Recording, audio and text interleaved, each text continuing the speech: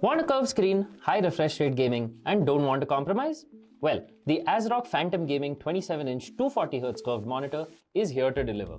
In the box, we've got our power cable, HDMI and DisplayPort cables, and a rugged stand. And finally, the ASRock Phantom Gaming monitor with an impressive 27-inch curved 1500R VA display. This makes for quite the immersive experience, especially in competitive games like Valorant, which demand higher refresh rates. Diving into the specs, this monitor goes up to 1080p, sports a blazing fast 240Hz refresh rate for silky smooth gameplay, and HDR10 support for vibrant lifelike colors. It covers 90% of the DCI-P3 and 113% of the sRGB color spaces, making those visuals pop at a max brightness of 300 nits. This is great for picking out enemies in low visibility situations. It's got a rapid 1 millisecond response time with MPRT mode to keep motion blur in check for perfect aim, and dual 2-watt speakers built right in just in case you don't have your headphones on you. For connectivity, this monitor is equipped with two HDMI 2.0 ports, one DisplayPort 1.2, and a headphone jack. The stand is solid with swivel and tilt adjustments, but there is no height adjustment. However, it does support VESA mounting if you want to customize your setup. The monitor also sports ASRock's low blue light technology, so those long rank up sessions are a little easier on your eyes. Additionally, FreeSync Premium is also present on this monitor, preventing screen tearing at unstable frame rates. Overall, this monitor does exactly what it says on the box. Super fast, high refresh rate gaming for titles like Valorant to give you the competitive edge you need.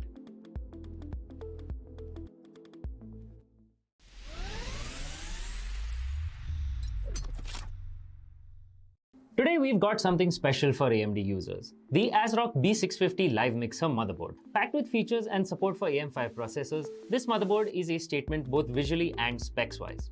As an AM5 board, the ASRock B650 Live Mixer supports both AMD Ryzen 8000 and 7000 series processors and will continue to support all AMD CPUs until 2026. Whether you're upgrading or building a new rig, this motherboard has you covered. Power delivery is robust with a 14+2+1 phase power design, ensuring stable and efficient power distribution. For memory, it sports 4 DDR5 DIMM slots with support for 6400+ MHz speeds when overclocked. Expandability is key in any build, and the B650 Live Mixer shines with 3 PCIe 4.0x16 slots and an M.2 key E slot for Wi-Fi modules. Rear I/O is great with an HDMI and DisplayPort connector, 14 USB ports, out of which you get one 3.2 Gen 2 Type A port and a 3.2 Gen 2x2 Type C port. Those with blazing fast internet will be happy to see a 2.5 gigabit Ethernet port at the back. For audiophiles, it features 7.1 channel HD audio with the Realtek ALC897 audio codec and Nahimic audio enhancement. Whether gaming or watching movies, you can expect immersive audio quality.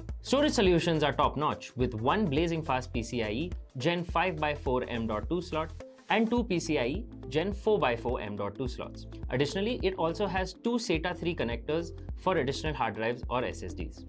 All in all, the ASRock B650 Live Mixer motherboard is loaded with features that make it a formidable foundation for any high-end PC. Whether you're a gamer, a content creator, or just looking for a powerful system, this motherboard checks all the boxes.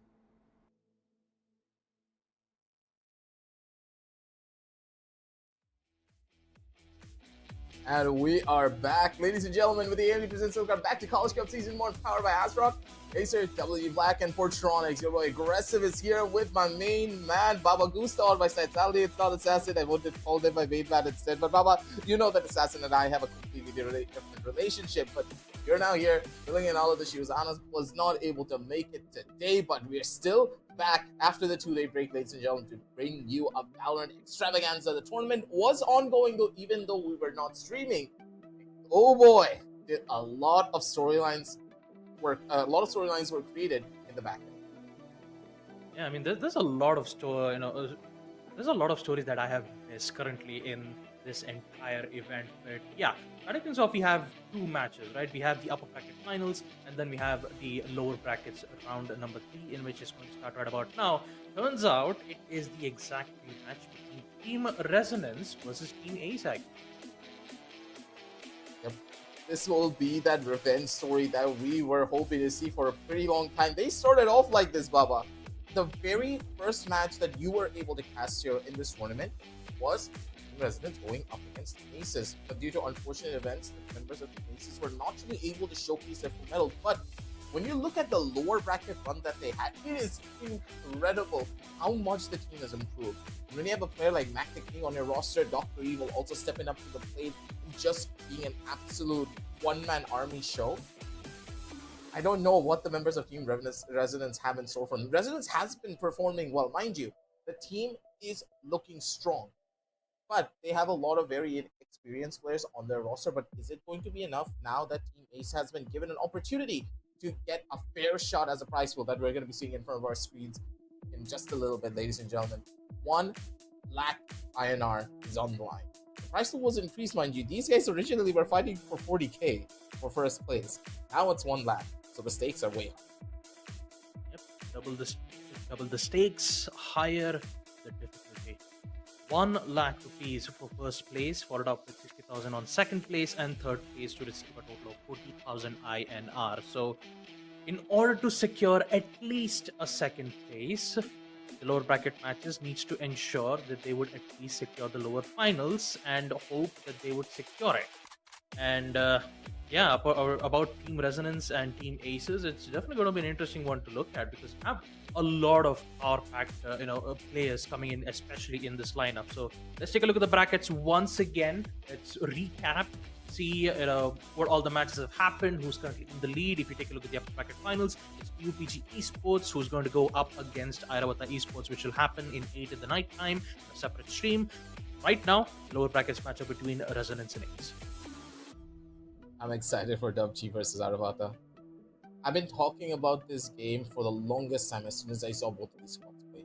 Airavata, an incredible roster. They know how to bring back games. They had a little bit of a rocky start when we were watching them originally up against Cyber Sovereign, but I wasn't fortunate enough to see them going up against Team Ace though. That was when the break happened, ladies and gentlemen. This is what the bracket is looking like now. Sadly, Fire 5 were not able to make it through to the problems that they had, but that's completely fine because the storyline itself built pretty well. What I'm very surprised about is the way that Laughtail originally lost. When I looked at the VLR page and their own matches, it was a 2-0 and it was a landslide victory as well. Apparently, the members of Team Resonance, they were able to win a 13-4 on Split and on Lotus on a 13-9. Simple was performing, but his teammates just were not on that same boat, I would say. They fell through. Laughtail had a lot of fans, Manju Baba, and they were rooted to be one of the teams to really take this tournament and win it through. But at the end of the day, Resonance just showcased why they are the best and why experience matters more than Yep.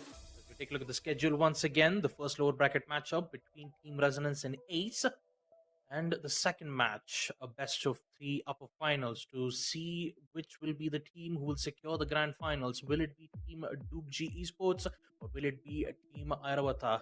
But right now, let's fall back, talk about Resonance and Aces first, because if you take a look at the entire brackets as we saw right now, we did get to see Team Resonance and Aces have their first matchup. Unfortunately, it was Team Ace who had to go all the way down through the lower brackets, and they had to fight all the way towards lower brackets final, all the way towards lower bracket finals. So yeah, once again, Resonance versus Ace. Pretty soon we will head in towards the age to select, see what kind of ages that we're going to take. But most importantly, let's take a look at the lineups. Resonance just looks to be the team that can take this entire one plus one. Zepi, though, is one of the biggest surprises, I would say. This young talent has really been tearing up the entire server. You have players like Hiltazad and Lucia who have the experience, who have played in professional level teams on the tier 2 and also in some cases the tier 1 level. But when you have these 2-star players, these players that have a lot of experience, on the backs of these young players, it just is a big change, right? Resonance, they are the ones who should be able to take this and win. But when you have experienced players on the roster and a lot of young talent, there's a problem that they are not going to be able to match out probably. But on the opposite side, where there's Team Aces, experience is not really that big of a factor because the team synergy is just so much more better. Originally, I didn't expect the members of Team Aces to have such a Cinderella run, in my opinion, because their roster didn't have any big names, but they've been proving me wrong. they're consistent in their playstyle and they're able to make it very beautifully. Players like Devil, Matt the King, Ronin, they've been coming alive in rounds that you never expected them to be able to catch out. And when you have this kind of a team in your roster that can always bring back around even when they are when they are not supposed to win, this team can really ride the momentum. And unless we see Team Resonance pull out strategies that can put a halt to a lot of these aggressive plays made by Team Ace, and are of course wise to when they swap out their play styles and go a little bit slower, it's going to be difficult. And as we jump on down over towards the map video screen, you see exactly what the battleground is going to be looking like, Baba. It's going to depend heavily on how Resonance are going to answer, because even if you have the experience, these young talents are so unpredictable that it could just be your end here in this one. Yep. And looks like it's the same maps that they've picked all the way back from the first matchup itself in double elims. The first map being Ascent, which is picked by Team Ace. Map number 2 Split being picked by Team Resonance.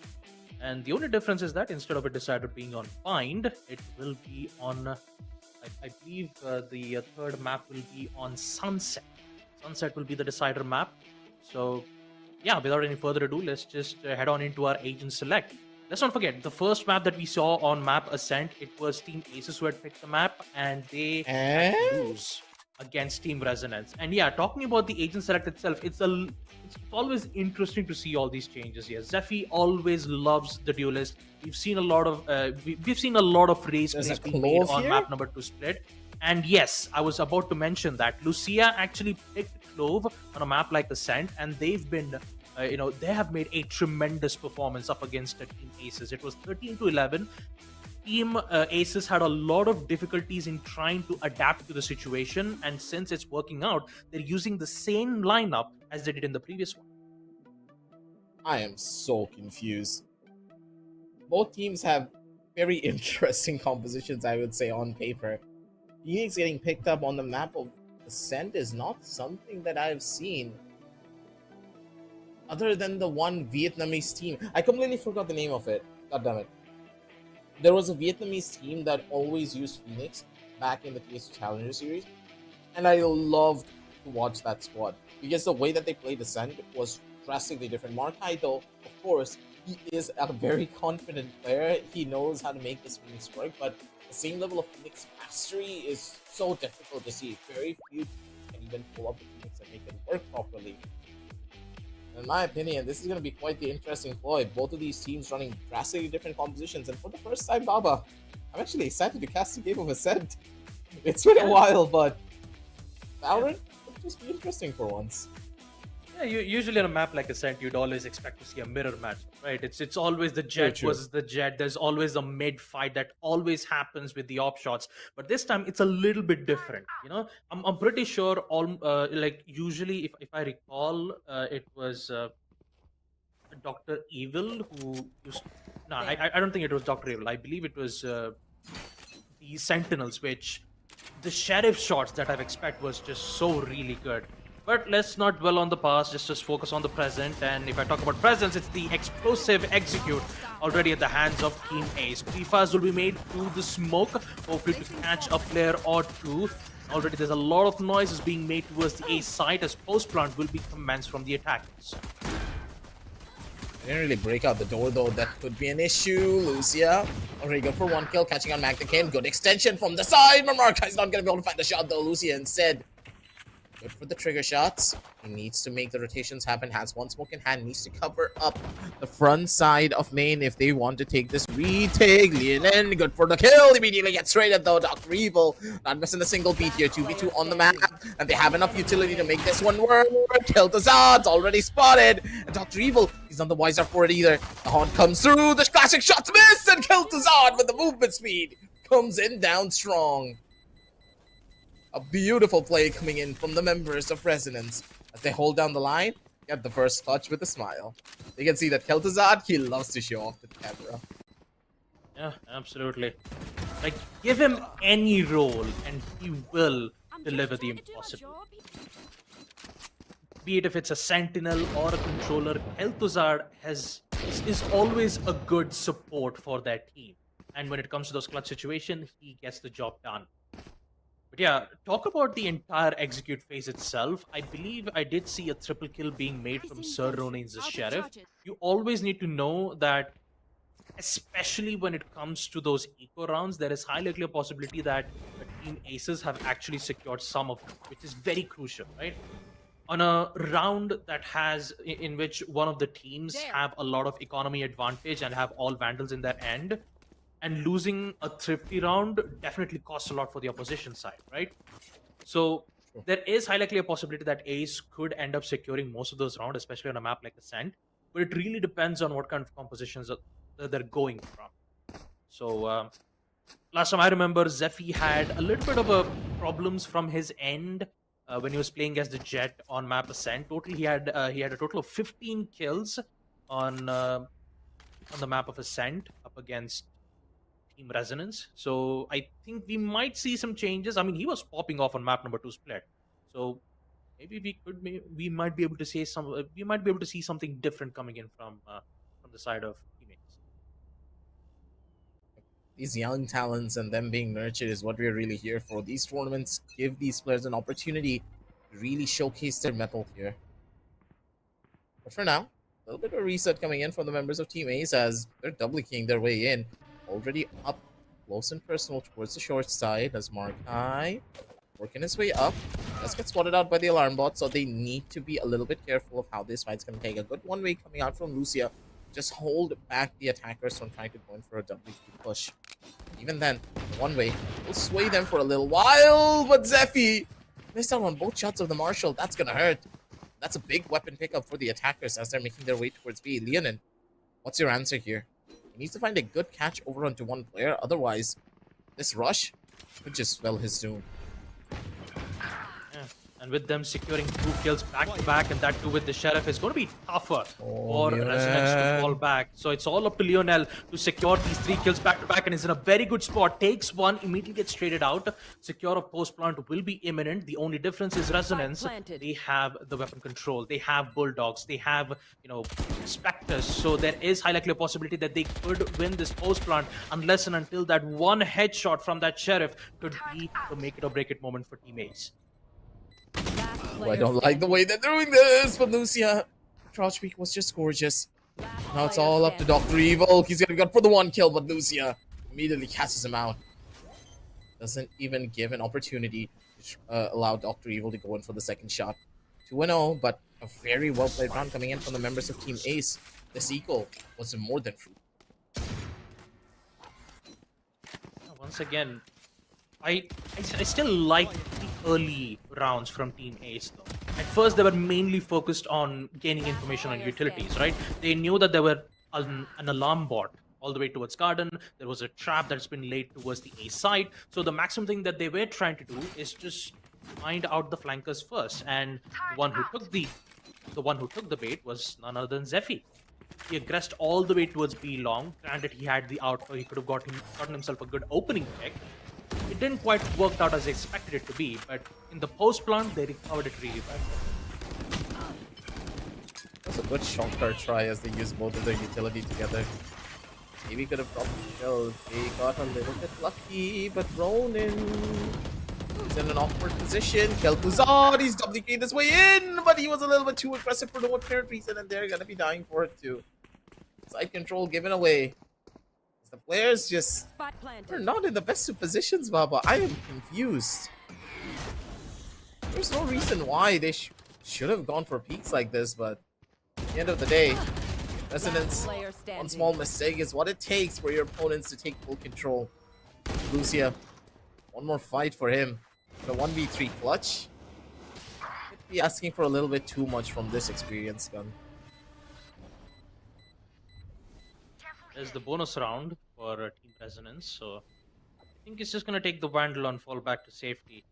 Maybe he'll just find an opening or two. Markai almost getting off the shot, but eventually it will be Dr. Evil who will secure the kill. 2-1 as Team Ace will secure round number 3. And it turns out Team Ace, the main thing that you have to focus on to is the double duelist composition, right? You have both Phoenix as well as the Ace. Sorry, Phoenix as well as the Raze, which is very powerful on site executes, right? You have one Phoenix flashes and proceeds all the way towards the other side. You have the satchel charges of Rage, where you can have instant access towards a boathouse.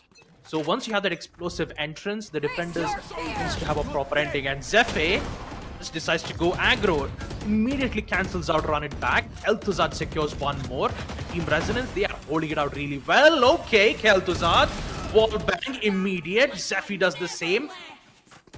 And turns out Kel'Thuzad, an important pick, and he gets away safely. Unless and until if he gets a kill, of course. I don't think they're gonna give it to him. The poor man's gonna need to go on a hunt. And he died out in the process. Hey, but he acted like an owl drone, so we can give him that much, right, Baba? Yeah. He cleared out B main. Owl He was drone the of true 30 owl drone seconds. that they needed. True. No, it's not 30 actually. It's 15, right? Yeah, it's 15.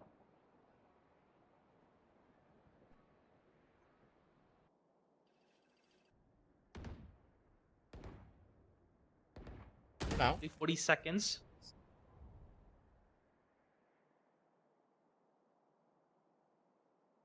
One he's in a enemy good remaining. position. Spike down B. Sorry, little mouse. Recalling my bot. Recalling my bot.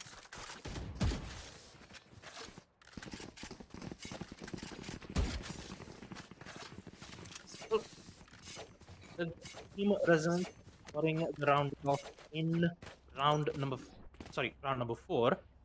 3-1. Team Resonance have secured a good amount of lead. Aces, on the other hand, still facing some major issues though. I mean, the aggressive playstyle that we saw from Resonance securing ample amount of kills really did put Ace in a very tough spot. So I believe they have either two choices: either to go in for a force buy or just go in for yet another save. I think they might go in for a normal buy though. Crawler will be used to gain some info towards mid. One of them will be detected, but Markai, gotta be careful on the Alama bot. Once that Alama bot gets taken out, it will happen quite exact the opposite. Ronin, interesting use of his ultimate. Apparently not going to catch one as of now. Spike down mid. Zephyr though gets an important pick. Immediately the information on the spike has been recovered. So right now Team Resonance knows exactly where the spike is. Spike's position is known, but at the same time, rotations are not going to be looking that good either. They have to worry about what's waiting for them on the opposite side of the map. And then can get some early information. Good recon ball coming out from him, but he's not going to get a spot onto anything. He didn't opt for a deep recon ball, but that's not required. Kel'Thuzad towards the side of it. He's going to be good for the double. That's the hold that they required. A little bit of a split is not going to be helpful for you whatsoever. As Kel'Thuzad, the Plague Bearer himself, just shuts down 30 two. seconds left. No longer under the Lich King's command, but he's the one giving the commands instead. He's demanding presence from the members of Team Ace. 3K for him and Mac the King, the clutch master for the team. Now it's his turn to get an opportunity here to make this play happen. The opportunity still presenting itself, 2v1. And play this one smart. But he needs to win against Lucia, which will be a hard bet, but Mac the King is going to be able to do it. But he runs out of bullets, so he will not survive. 4-1. But a good try from the clutch master of Ace. 4-1. I mean, at this point, Kel'Thuzad is popping off, and I also love the reference that you made. The Lich King definitely is the leader of the Lich King. 4-1. His performance has been absolute. I mean, the first round itself, he proceeds with a clutch. Next thing you know, in round number 3 and 4, he proceeds with a triple kill, back to back. Right now, if you take a look at Ace's perspective, currently they have a lockdown. Maybe they could use it with full potential. Still got to figure out a way to attempt an opening pick on Fiza. Yikes! Close. Not going to be able to find it, so it's up to Markai to see whether if he can get an opening pick or not. Absolutely not. It's L-Boy. Gets to deny it. The Sentinel who is holding in towards the A side. We get important opening pick for Team Ace, for Team Resonance.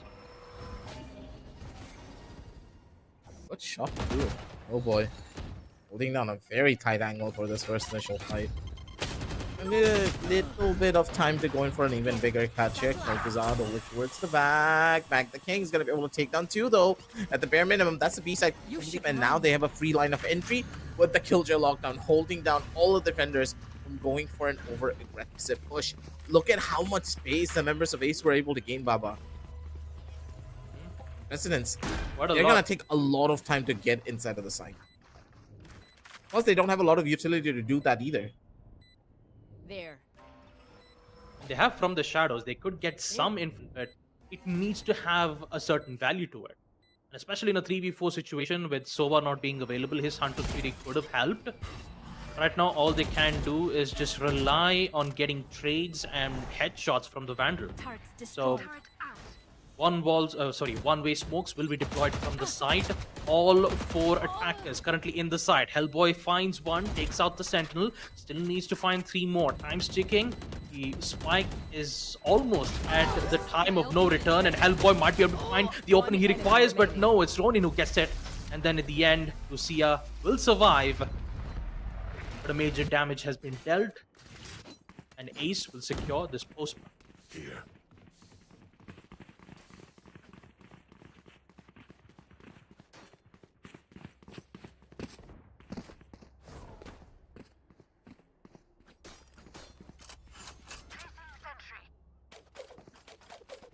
Here. Resonance. I think the fold is well done from them, but losing out on both of the players towards the main sideline is what. Trying to set up a couple of defensive lines to try and hold this one down. For now, Hellboy, he needs to worry about quite a lot of problems here if they're not careful. Hellboy's position, not really known just yet. He's still able to hold down the dice properly. This is the play that they needed. Let's slow down. As a full reset comes in from the members of Team Ace. But for now, Steffi is trying to maybe figure out what the rotation could be looking like with this operator play towards mid, but I don't think he's going to be expecting it. Kel'Thuzad though in the perfect angle. Needs to find only 1 bullet. Try and get the first kill for the opening. That's going to be a slight issue. Markai is going to be able to jump in towards the side and find a double here. Huge pickoff. Markai. Phoenix. Making open the side piece by piece. Zephy's going to be able to bring him down a little bit here. But this operator, not really the best of weapons for the retake. But Leonin, still very much simple enough for the hold to go through. Zephy, still holding down beautifully. He needs to find 1 more kill to try and make this opening happen for his team. He's able to get it, but Zero on the back end is going to be able to shut down another. Trades, working out beautifully. Zephy with the Blade Storm, he's still hitting everything. But Mac the King comes in for the big save, takes out Leonin. And with that, 4-3 scorelines. The members of Team Ace, they're breaking it at the side, and they're playing their post lines beautifully. Their positioning is in perfect. It's in perfect synchronization. Oh man, for a moment there, I was about to see, Zephy just pop off. The op shots and the blade storm definitely, like, almost he did get to clutch it out, but yeah, like Ace did eventually recovered it. Once again, they're always starting off with the strategy of finding info first, and then they would fall back and rotate to a different place. This time though, Kel'Thuzad from his contestant towards mid will secure his first frag by taking out Nice kill. the KJ. And the second one from Ronin too. So let's not forget, this is a thrifty round coming in from Resonance, and they're recovering it pretty well. Careful here. Cover going out.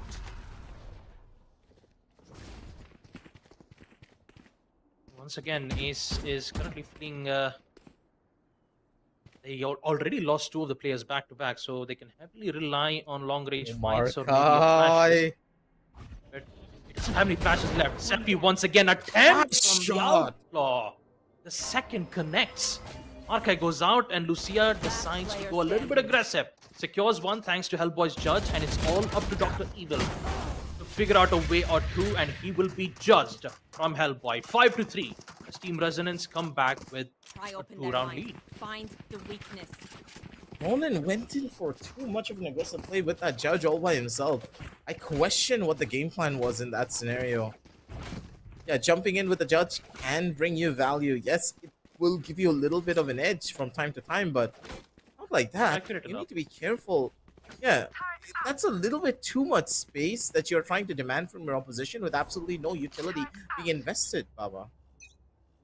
Yeah, absolutely. Can cause problems later on down the line, but for now, it seems as though Zeppi, he's gonna be the one to come forward, but Kel'Thuzad, man, this guy's aim has improved by a large margin. He is not skipping a single shot here. Look at this man just shutting everyone out of existence. Zeppi comes in for a little bit more backup. It's Kel'Thuzad. He's hunting down with his buddy, Ronin. Perfect for one kill, but he's gonna be able to find the secondary as well. Nearly lined up for the double. His Resonance. They do find him, but at what cost? Two of the members did die out, but at the end of the day, if you look at the scorecards, the economy for Resonance, it's looking pretty stacked. That it is. At this point, for the past 2 rounds, it's been the Zephy's show. Aggie. 2 rounds, he's still using the outlaw, and he's gonna do it again for the 3rd time. And if he catches Mac the King, imagine the amount of value that Resonance is going to get in the next future rounds. The main reason why I'm saying this is because an outlaw secures a kill even if you have light armor on. That's how powerful that gun is. Of course, for heavy, you still need to secure 2 shots back to back. For light, it's just 1 body shot. That's how powerful it is. And it's used in extreme situations, not in every single situation like you see right here, but yeah, for Ace, they gotta be careful though. There you go, Showstopper is on, so is the Satchel Charges, so rest of the players will fall back, and that will end up being its downfall to Lionel. Sir Ronin finds one. Once again, it's all up to Kel'Thuzad. He finds one, haste, and immediate to resurrect. Does Kel'Thuzad get it? No, he does not. He gets caught in a very tough spot, and it's Zephy once again with the Outlaw. Now it's a wall bang. He takes out Markai. Ronin is still alive. He's still kicking. A headshot to take out the Sentinel. But how will they secure this post front here, Aggie? Let's smoke. Maybe get a little bit more of a forward position. Zeppi! He's gonna be gorgeous with it. But Ronin have the perfect off angle to try and shut him down. A 3K for Ronin and a 3K for Zeppi. Both of these players, both of these young talents are really heating up the server every single turn. Resonance. All of their limits are being tested in a couple of these rounds. Team A's, with this double duelist composition, hasn't really been utilizing it to its fullest potential, Mama, but they're making it work. And slowly but surely, they are getting faster and a lot more sharper in their executes. I'm pretty sure you can tell too. Yeah, their takes are becoming better and better with time. It really was a risky round. They had to win, or else Ace would have been once again a thrifty buy, right? Cosmic Divide. He's just having a field day right now, Aggie. Zephy, like, granted, the first match when I saw him go up against with the same team, Zephy was not having a good day at all. But right now, with his shots of the Outlaw, the Vandal, and also his Bladestorm, he is putting a lot of stops towards Ace's plays. They've already removed the duelist, and it's all up to the Astra to at least block some line of sights and gain entry towards it. But it's gonna be a tough one. They're losing 2 players back to back in the early rounds, and that spells dangers for teammates. Make this one work. Markai already spotted a couple of jiggle beats. The thing that makes the difference for them. Kel'Thuzad in a perfect position, but this off angle will be cleared out soon enough. Dr. Evil taking first line of contact. They're waiting for Markai to maybe find one kill at bare minimum over towards the opposite side so that a couple of more rotations will be baited. 30 seconds left on the clock, but what a flick shot coming in from Dr. Evil. Beautiful hit. Thunder's Fury does find value. Chunks a little bit of damage, and he's going to be able to catch out Zero. Down over to a 2 versus 3 situation as Markai does make his way back towards B main. He needs to use to run it back to buy a little bit more time for Dr. Evil to have a forward position. Good utilization of the ultimates, but they have no idea what's waiting for him in the back. Lucia's gonna be the thing that shuts him down. Sadly, the knife didn't come through, but that's completely fine and dandy. Dr. Evil still very much alive here. One enemy Will be remaining. the one to go in for the clutch. Down over to the 1v1. Lucia versus Dr. Evil. The young talent up against the experienced veteran. How will this one play out? 2 seconds left for the smoke though. Ample amounts of time. The spam comes in as Dr. Evil. He's playing the perfect game here. The mind games do commence. Low on HP will be Dr. Evil. The time not in his favor as Lucia. I don't think he's going to be able to get it. Nope, he does not have enough time. And Team Aces, they take this round. Dr. Evil, MVP of this round. Last round in the Removes half. Kel'Thuzad, proceeds with post plant, and ends up clutching a 1v3.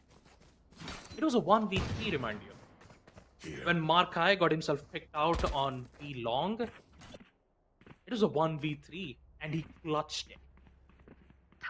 Huge plays coming in from Team Ace. 6-5.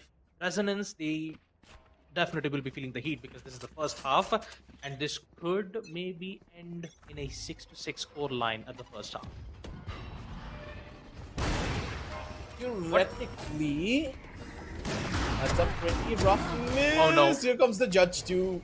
But Kel'Thuzad can be able to get the refrag here regardless. They have to still worry about the multiple players that are from the side. I want these. Good chunk of utility now being utilized here. Leonin, he needs to be the one to get a kill here, but Marka is not going to give him that either. Beautiful hot hands to try and bring him out of the corner side of staircase, straight up in towards the open side. Now there's his resonance once again. Players that seems to be alive all the time. They're going to be the ones to keep the fight. Kel'Thuzad, he's been good and he's been perfect for a lot of these scenarios, but I don't think it's going to be enough to give him the edge. Hellboy. Made a possible cheeky kill with the operator, but it's just not going to give him the angle that they want. Because they know that he has an op. No one's even going to try to swing into it. No information required because all the members of Team Ace are in perfect post plan. So no matter what happens, close to impossible for a victory. 6-6. Because Loli gets Coliseum. They're able to come on back Switching towards sides. this game. End off on a clean save. A lot of risky plays, and this combo, you have to love it. The pull from the Astra and the combo from the Judge, it's Enemy just remaining. chef's kiss. That's all I can say. Execute was good. They trapped the operand towards mid. Both the pressures were made towards B long and mid market, making it difficult for Team Resonance to even secure a post plant. But now everything's been reset. It's the second half. Kel'Thuzad with a total of 15, Zephy with 12, and 11 kills to both Dr. Evil and Markai respectively. Here. Just have to wait and see how this one's going to look out for them. The attack side for Team Resonance hasn't really been the best of the best, but hopefully they'll look a slight bit different as they're pushing their way in. Zephy. For a bit more of aggression on the zone accord. On the forward angle, yeah, this alarm bot needs to be broken out soon enough. And that will call the possible rotations towards the opposite side. As Team Resonance, they're changing up their strategy here. Wanted to go for a bit more mid pressure. That should fade out at least one Markai. Still comes in strong. Leonin does find the trade, but Zero's position does get needed out by his own teammate though, so that could be a slight bit of a problem, but at the end of the day, that's completely okay. One more member spotted over towards the opposite side. Mac the King still inside of the smoke. They need to make this entry quickly because the players are already in towards the back. Kel'Thuzad's position needs to be known, and it's gonna be Zero with the backstab to shut down 2. 30 seconds Lucia, left. last player remaining, doesn't really even find the shot. Zero with the triple kill, 6-7. Team Ace, they're out here to party. This lower bracket run seems to be quite interesting. History might not repeat itself, Baba. Or I might be speaking a little bit too little too soon. Granted, they had a rough patch in the first half. Looking at this amazing recovery in the second half, not only ending the first half on a 6-6 equalizer, getting themselves a good lead in the second half and put themselves in good economy will apply a lot of pressure towards Resonance. And maybe they might go in for yet another aggressive tactic. This time it will be all the way towards mid. It's just the pistol round, which means all of the pressures will be made. Triple push, just waiting for the flash. Oh no, you will. Oh boy. Just gonna back off for now.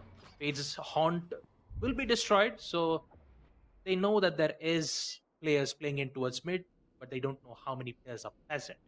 So that information is still on. That could have been so bad if Devil disconnected in that scenario. Ace. Oh boy. Need to find that edge here. But it all depends on the We first go. line of contact. That's the first line. That's the Nice. swing. And a beautiful gravity well to give all of the information away. Out of Shots still charges. connect though coming in from Leon, and they're able to find 2 frags at the bare minimum, and mid control has been One established. enemy remaining. But with all of their players at very low HP, with no armor whatsoever, Sir Ronan's just running it down. He has free reign for the players of Resonance, and the shots just keep on connecting.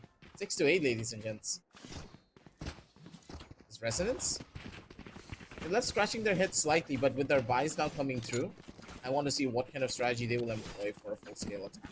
Maybe a rush, maybe a slower mid-take, but I think a rush looks to be their best possible answer. From what I can tell, the members of Resonance, they're spreading themselves out a little bit so that they can go for early aggressive plays. Their mid is completely out in the open. And even if you establish mid control, I think going inside of the site is a bad idea. Instead, playing through their spawn should be your main target. You should never underestimate Astra Star. And looks like this is the third time we're seeing Team Resonance go with the same push once again, applying mid pressure. This time Team Ace have no idea. They think that half of the players are currently making a presence towards B long. Jump info from Ronin. We'll find one. There. Towards the players all the way towards the backside. Now info will be given towards mid market. Now there's a lot of pressure coming in towards the Ace's side, but he forgot about Lucia, who just made a huge flank towards the backside. Oh boy, that's a huge blunder coming in from the Ace's end. And right now it's Resonance who gets the best of it. Here. Okay. I love that members of Ace started pushing up. I tell you this all the time, right, Baba? That we need to go for early aggression over towards A. Otherwise, we're just sitting ducks because we found a lot of information on B that there's a high chance that they're playing the B side, but we need to clear out. We go there, we clear it out, and then we leave it. Or we completely wrap the spawn site. Lucia was just chilling inside the spawn, expecting that play to happen. And the level of punishment that Resonance were able to find and a good read that they were able to get is what's giving them the edge here. These form of changes Oh, is boy. what's perfect! This kill 2000 shot! Gotta love it when you see it. A perfect anti-flash position coming out from the man. Sir Ronan spots out one of the players. Just find a little bit of space to play around with, but even then, it's gonna be hard to try and get him out of that position, but the shock dart coming in from DNN was perfect. He went straight on the leg. Good kill as Mac the King spotted out the Avengers, and he's not gonna be peeking that one anytime soon. Back towards the site he goes, but site hold up against 4 players. Resonance. It's more of a suicidal move than anything else. There's still an Alamo bot towards mid market. So once they make Found them. Alarm bot down. there you go. Once they make their presence known, I believe the Astra will fall back towards Yeah, wants to hold the site. was the spawn site, but no, it's a little bit late. The timing is a bit late, and now it's all up to Magda King, who needs to 30 hold seconds all left. by himself in a 1v4 gunfight. He secures one. Now, can he finds the second? He might have some good information, and thanks to the smoke, it might be able to get it. No, it was a wall. It was a wall bang, not a confirmed headshot. Man, that would have been really good. It would have been a 1v2 situation. It will be made, but That's it right. will be Lucia who catches him off the act. Yeah, you don't do that against Lucia. He already knows your shenanigans considering how much he played Astra in the past. 30 Ronan seconds though, left. I'll give him that much. He did a pretty good job, but Mac the King nearly pulled this clutch off. If he just got one more kill over on the Sova, this was all but over. Team Resonance, but now that these buys have finally come through, Resonance, their overarching strategy is starting to take shape. They want to go for these early duels towards mid and set up Zeppi as much as they possibly can. Be that primary form of entry as Markai is going to be able to find one more. With a fast rush coming towards mid, they're utilizing the Phoenix flashes to perfection. These early rushes is what's really working for them. The Innen's position is good, but he needs to find multi-frags here, but it's not going to happen. Markai! What are these plays? This guy knows no bounds. Good for one more kill as Dr. Evil comes in for the big save. It's all up to Lucia. Try and maybe get this clutch. 5 HP to his name. Has into the shadows to get a retrieval on the spike, but even then, this is going to be a tough call. Lucia, he needs to kill both of the players without taking a single shred of damage. I have no idea how he's going to make this one happen. Oh, he's not. Oh? He's not. Definitely not. Oh, boy. Yikes. Man, for a brief amount of moment, I'm not gonna lie, B and Aggie almost had hopes that a 1v2 clutch could happen. You know, it's high unlikely that the Omen with just 5 HP could have a major chance, but yeah, fortunately, you hate to see it. In the end, it's Team Ace who ends up securing the win nonetheless. And let's not forget, this was a thrifty round, right? This is a 50-round victory coming in from the members of Team Ace too. I'm surprised, but at the same time not surprised as well. You know why? Why? The members of Resonance just does not have a flash. They do not have a flash. There's a reason why KO is so powerful on this map, and you cannot, and I repeat, you cannot play this map without a flash. It's because also of stuff it's a double like this. duelist. Unless, yeah, forget about the double duelist factor. The Phoenix is the main reason why they lost here. If the Phoenix didn't flash through, do you honestly believe that Ace was going to be able to make a play like this? No, they just had sheriffs in their arsenal. Even if they had rifles in their hands, this play would have been the exact same. Phoenix is just an incredible agent to have if you can play your cards right early on with those flashes. And your team, if they're expecting it, if they're ready to peak with you, you can use one single flash to take over the entirety of mid and just completely run over your opposition. The Vietnamese team that I'm talking about, Fancy, if I recall. God damn it, I forgot their name. I need to go check it. Yeah, I remember that team. The team was unstoppable. I think I remember it. Yeah, let's just focus on the round as Team Ace. My God. Ronin just starting things off already with 2 important kills back to back. Resonance are not having a good day, especially on the second half in attack. Leading to only 3 players left. The Controller, the Initiator, and the Sentinel. They have to figure out a way to recover this round, and for Team Ace, all they have to do is just sit back, relax, have a cup of tea, and wait.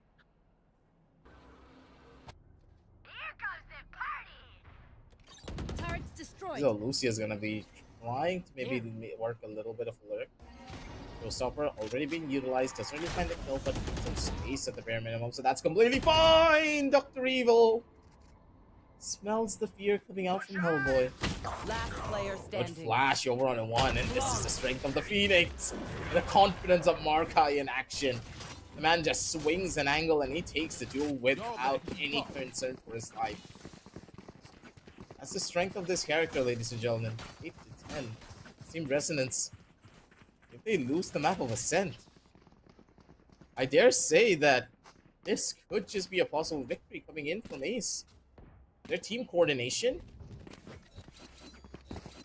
they look with their team coordination. Sorry, they look to be unstoppable. I love this part.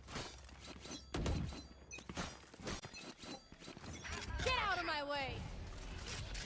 And once again, Markai dealing a lot of major damage. I mean, even Ronin as the Raze, he's been popping off lately. Once again, there's mid pressure being applied from Team Resonance. Information will be given. No stars, and it's Zephy with the first headshot. He needs to find another player, Zoro. It'll be a tough one, so a smoke will be placed so that the Jet can just focus all the way towards the boathouse. Paranoia will be made, but Zero still gets it. Down B. Kel'Thuzad will reply back. Most run is in. It's a 4v3 situation. What could go wrong, Aggie? A lot of things. Still have to worry about the solo ultimate that's waiting for them on the opposite side. Boy, no longer being a problem. Markite's gonna be able to double key his way in, but he whips out a very key shot, and Lucia. His aim, working wonders. Dr. Evil's gonna be able to take out one at the bare minimum, but try and go in for a clutch could just be an impossible task for this man. Better off to go in for a save because their economy is not gonna be looking that good. Guaranteed scoreline of a 9 to 10 for the members of Resonance. A little bit of a switch in their pacing. Gave them the edge here, but for how long, Baba? Because now Phrase, it's their time to switch out of their pacing. Going for a complete strat. Phoenix is very potent and powerful, only if you're using it to gain early control away from your opposition. And unless I see Markai doing exactly that, playing for a retake is going to be tough.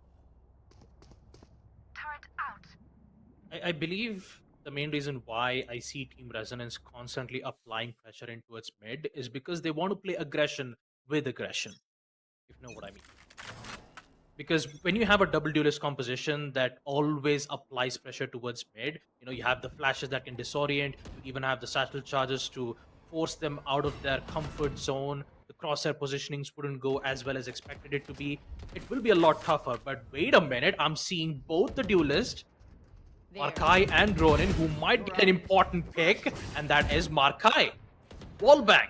There goes your controller, and now tension brews around towards Resonance's end as they're slowly losing time.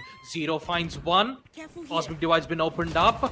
Lionel, will he get it? No, absolutely not. The controller is doing major damage, and the double duelist is just doing major damage towards Resonance. Only 2 players left. The Phoenix is just popping off left, right, and center. But let's not forget about Resonance. They still can come back. It's a 2v3 situation, and Resonance is slowly losing the pace. Hey, you used to run it back? Down mid.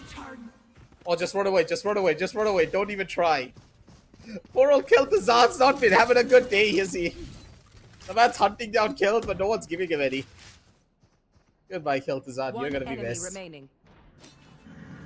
But hey, you'll see Aldron for the team, right? The Hellboy. Now it's a little bit of information to play around with, but the information is not gonna be enough. It's Markai. Immediately is able to take control. There. With that, ouch, Markai. These rushes are just so beautiful. Coming in from the members of Team Ace. The way that the Phoenix is able to establish control and then Zero playing for those close proximity fights. He's catching the members of Resonance off guard. With that, 11 on the board. 2 rounds away from winning out the map to Ascent. I'm gonna keep on saying this. If Ascent is a loss, I do not believe Split is gonna be any better. I mean, on the bright side, it is Resonance's map pick. That's all I can say, but it really depends on how well the composition works from Resonance's side, right? Once again, applying pressure towards mid, leaving the entire A long at the hands of Markai. Being very confident at this time, just needs to make sure that he has to win the gunfight or either get the information. Pushes will be made towards A. Markai, what did you just do? You can't just get 2 kills back to back with the Phantom, and who's about to pop off? Lionel with 2 back-to-back kills. Zero still gets it. There goes the Opper. It's a 2v2. It's anybody's game now. 2v2 on the map. Resonance does have the culture lockdown to play around with. Hellboy needs to get in position quickly, but at the same time, look at where the defenders are, Baba. They're on 2 opposite sides of the map, so technically Zero is all on his lonesome to try and maybe get this clutch to happen. Enemy remaining. Needs to find the perfect Zero. timing, and he's going to be able to get it. Hellboy's position's already known too. But Hellboy, that's a beautiful molly. He's going to be able to force him out in towards the corner, but the smoke placement from Zero is just perfect. He just needs to live here. As long as he survives, the Killjoy's going to be able to come in for the big save. 60 seconds left on the clock, but why did you peek? You didn't need to peek, buddy. Oh. 10 seconds. With 11 seconds left on the clock, that's the jump down, and the shot's connected. Hellboy, Oh my God. all the way from down under, drags him coming back. in. Goes for an uppercut punch.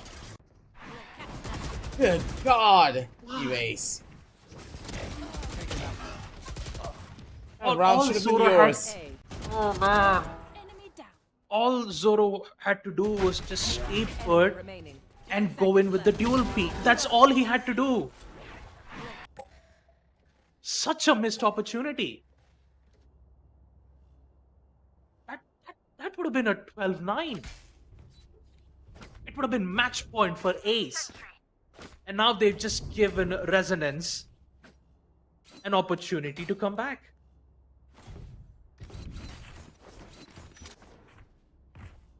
The smokes were present. The timing, on the other hand, didn't quite worked as expected it to be. But initially, the initial kills though from Markai, I mean, how can you get away with 2 kills on a Phantom while being in long range? Like, how does that work? Usually, you need to secure 2 shots to the head if you're in 30 meters range, right? Actually, not 30 meters, 15 meters range. It was almost 16 meters. And somehow he gets away with 2 kills back to back, and that too when the smoke was being placed. And Ace almost had that. Ace almost That had was it. a little bit too close for comfort too. Baba, the way that Markai is playing, it is insanity. This man has no fear in his eyes. He's still swinging and taking kills. This last one coming in from Mac the King was very questionable. I don't know why Mac the King is not really performing to that same caliber that we witnessed from him when it came down to Sovereign. There are a lot of very basic mistakes that are being made that is causing this to happen.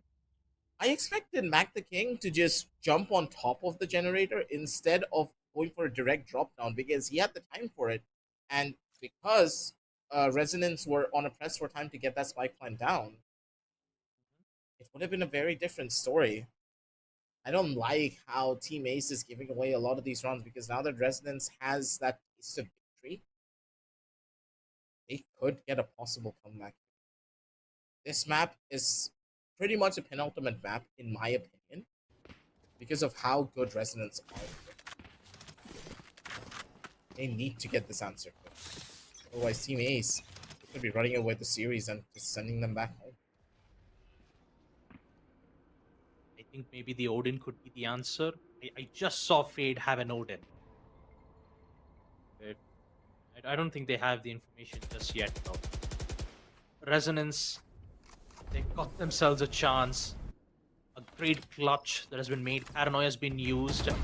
Will they find out Markai? Can they remove the dangerous duelist in the side of Team Ace?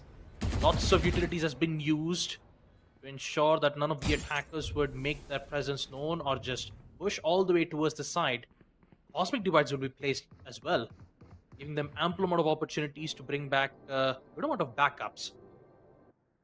Losing a lot of time, and I believe at the span of 30 seconds, they'll make their presence known on the A side.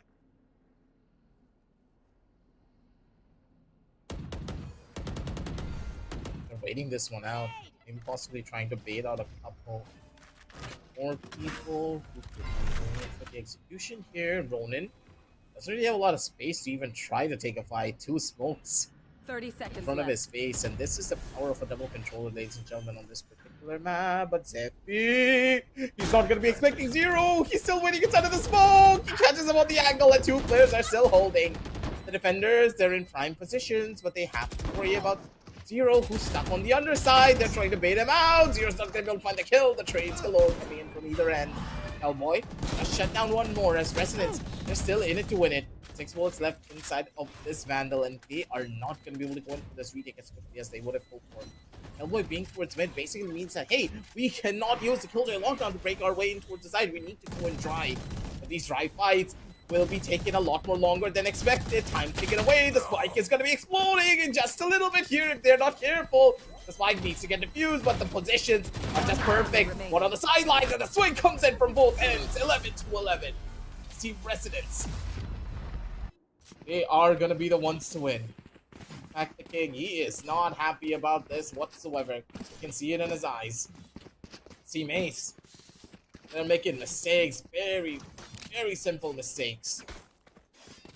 And the shots that they're missing, it's stacking up piece by piece.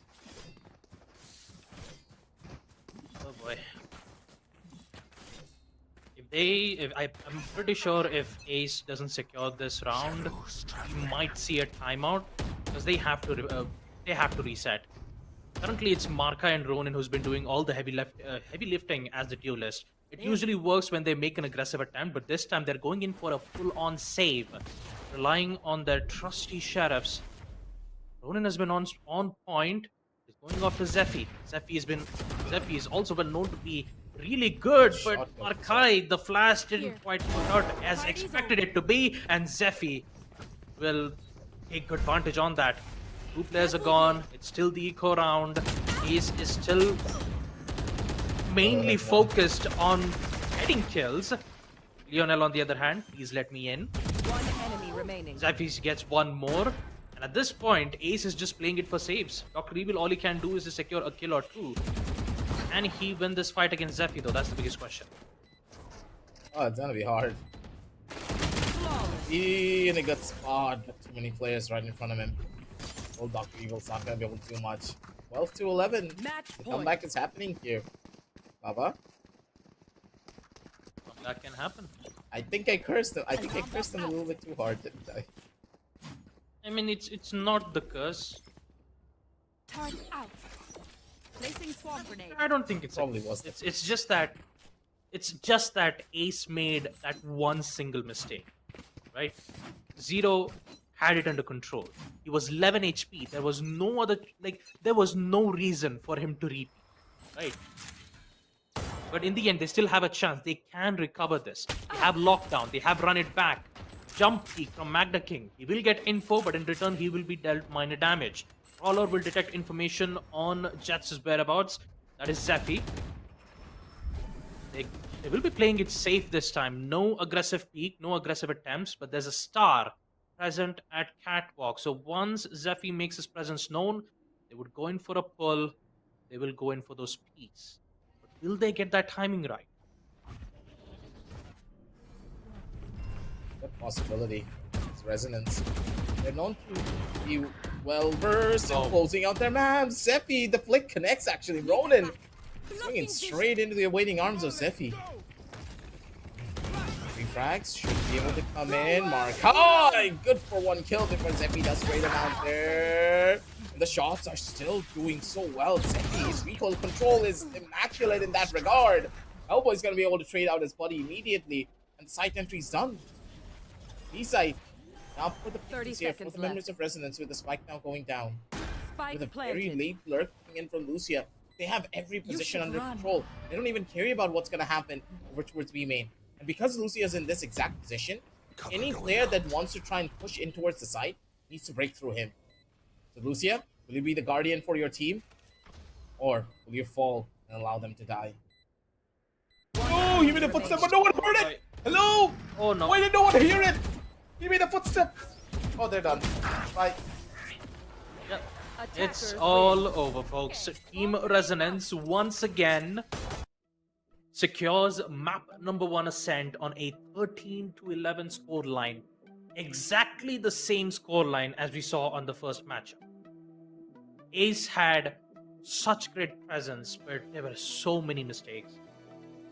So many Okay, mistakes. I'm gonna be really interested to see one thing. You're saying this was Yeah. the exact same scoreline, right? When we look at the scoreboard, I'm just gonna check if the kills are also very similar. If it is, I well- swear to you not. I'm telling you, it definitely is. Because at the first match, it was Marseille and the Rays who made the most kills on Team Ace. And on the side of Resonance, it wasn't Zephy, it was Kel'Thuzad who made the most damage on map Ascent. But I'm pretty sure right now there will be some minor differences because it will be Zephy who gets to be on the MVP. I mean, That's what I history can repeat itself. Think about it, history can repeat itself then in that scenario.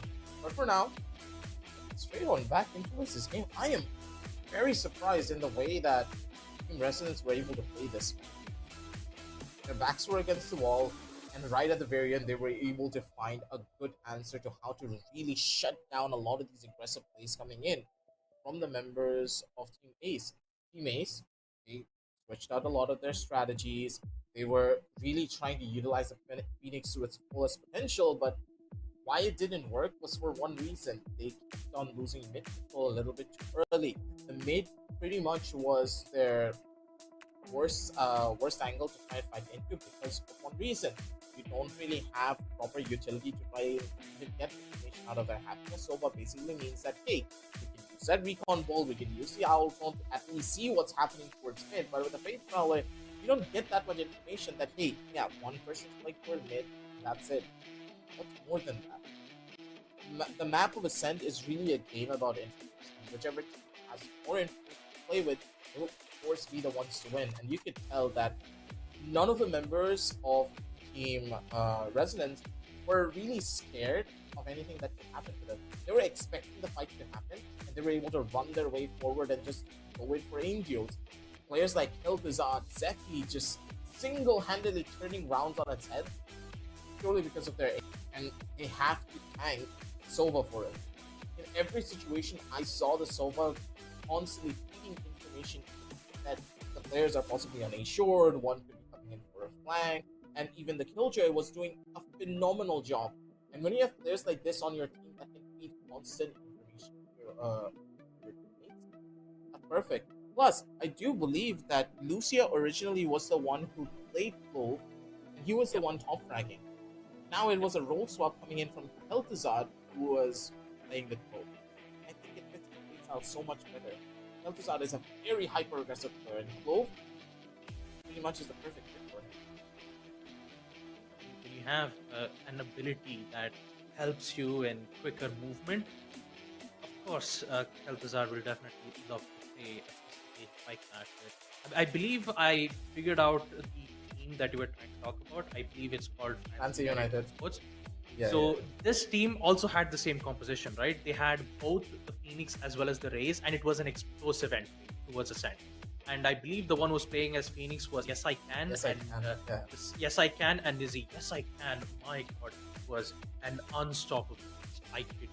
And looking at Ace using the same tactic, it's really good, but there's a lot of things that they need to improve, right? So let's take a look at the scoreboard once again, folks, and see what are the proper scoreboards that's happened. Hopefully our prediction would be right or wrong. It's 13-11. Team Resonance will secure the first map of Ascent, and the MVP will be none other than Kel'Thuzad. 22 kills as the controller, and Marsai with a total of 22.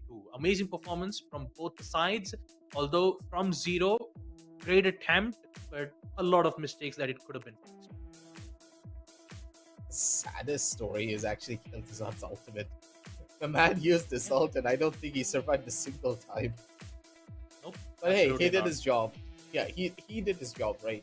He popped the ult, became the owl drone, and he cleared his way first. All that you like every single time where he was revived, he was like, "Where is everyone?" Hey, it's a very I just expensive saw there were drone. two players right in front of me. Next thing you know, in the next 5 seconds, it's just an empty map. You can't see anyone. I say this all the time to my friends that if you die, at least become the owl drone for the team. To every clove that I see. It's just funny to say the very least. But hey, Kel'Thuzad, he's laughing at his opponents, and he has 100%. What? Oh boy. Okay, buddy. We see this guy on a 1v1, just run in the other direction. I don't think you're gonna be able to win it.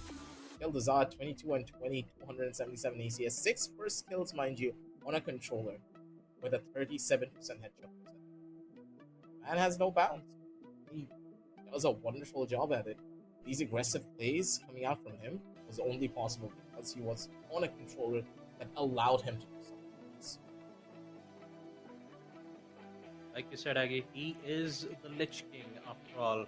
Boy oh boy, does he delivers a higher punch, especially on a map like Ascent. But the match is not done yet, folks. We still have map number 2 split, and it will be the deciding factor whether if Team East would survive or will Team Resonance proceed to the lower bracket finals. Until then, we'll take a short.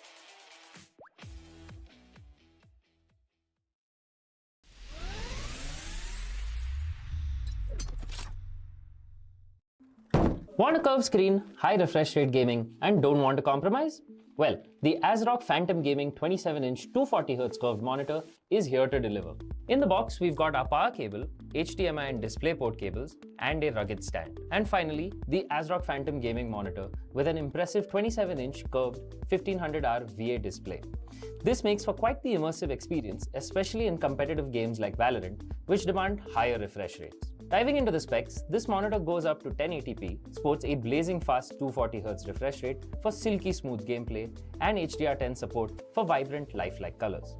It covers 90% of the DCI-P3 and 113% of the sRGB color spaces, making those visuals pop at a max brightness of 300 nits. This is great for picking out enemies in low visibility situations. It's got a rapid 1 millisecond response time with MPRT mode to keep motion blur in check for perfect aim, and dual 2-watt speakers built right in just in case you don't have your headphones on you. For connectivity, this monitor is equipped with 2 HDMI 2.0 ports, 1 DisplayPort 1.2, and a headphone jack. The stand is solid with swivel and tilt adjustments, but there is no height adjustment. However, it does support VESA mounting if you want to customize your setup. The monitor also sports ASRock's low blue light technology, so those long rank up sessions are a little easier on your eyes. Additionally, FreeSync Premium is also present on this monitor, preventing screen tearing at unstable frame rates. Overall, this monitor does exactly what it says on the box. Super fast, high refresh rate gaming for titles like Valorant to give you the competitive edge you need.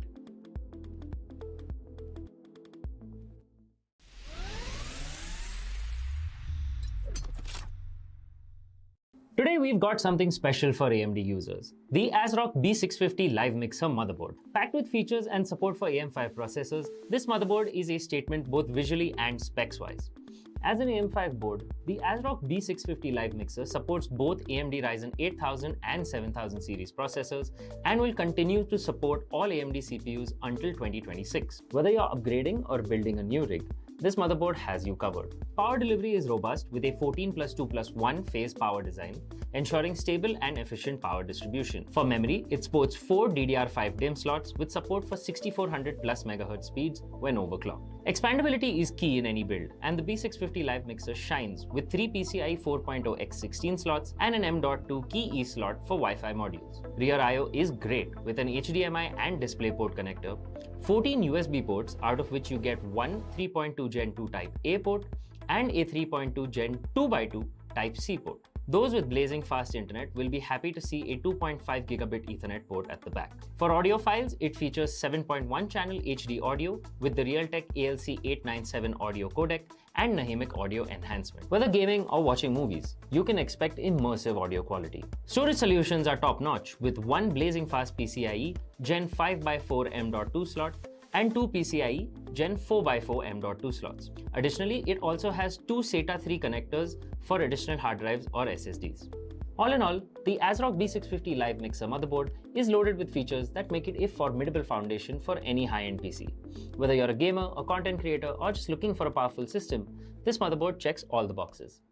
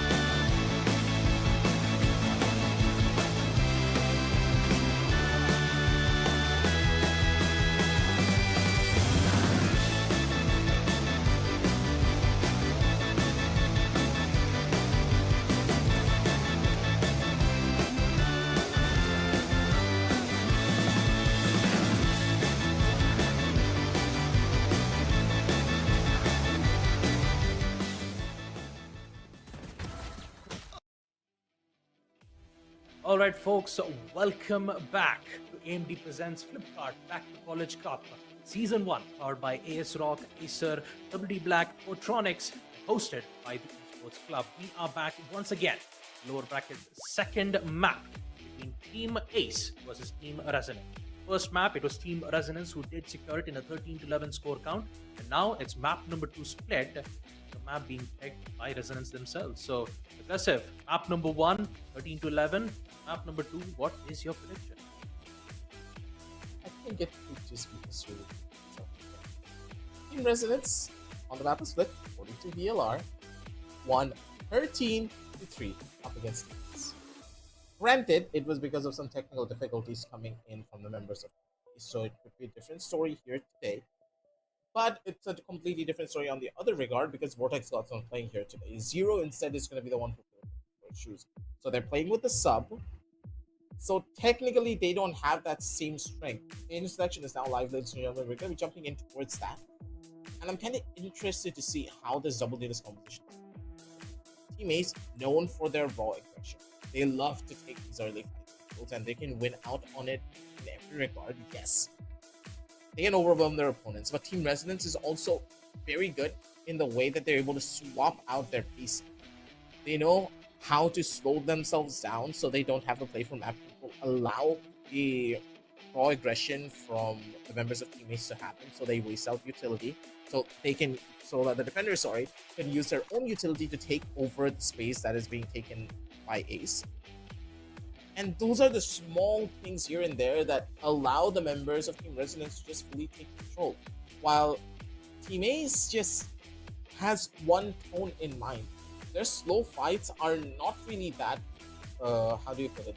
They don't really have that same level of oomph that the members of Team Resonance. And I'm really hoping that there's going to be a little bit of a change in their style after this pause, because the map of split really is a map that tests the team for their overall execution style. Either you go in fast or you go in very slowly, going in opting for more mid control, maybe routing your way from the side of the heaven or A heaven into their spawn and trying to pincer out from two different sides, one from streams, one from main. It's a very creative. That's why a lot of teams don't really enjoy playing split that often, because of how demanding it can be to a team's communication. If your team doesn't have proper communication lines and they make a mistake over on one side of the map, that portion of the map is now no longer in your control. And map control on split is so difficult to establish because of the amount of utility it takes to even gain it, that the defenders can do whatever the hell they want if the attackers don't have a proper side.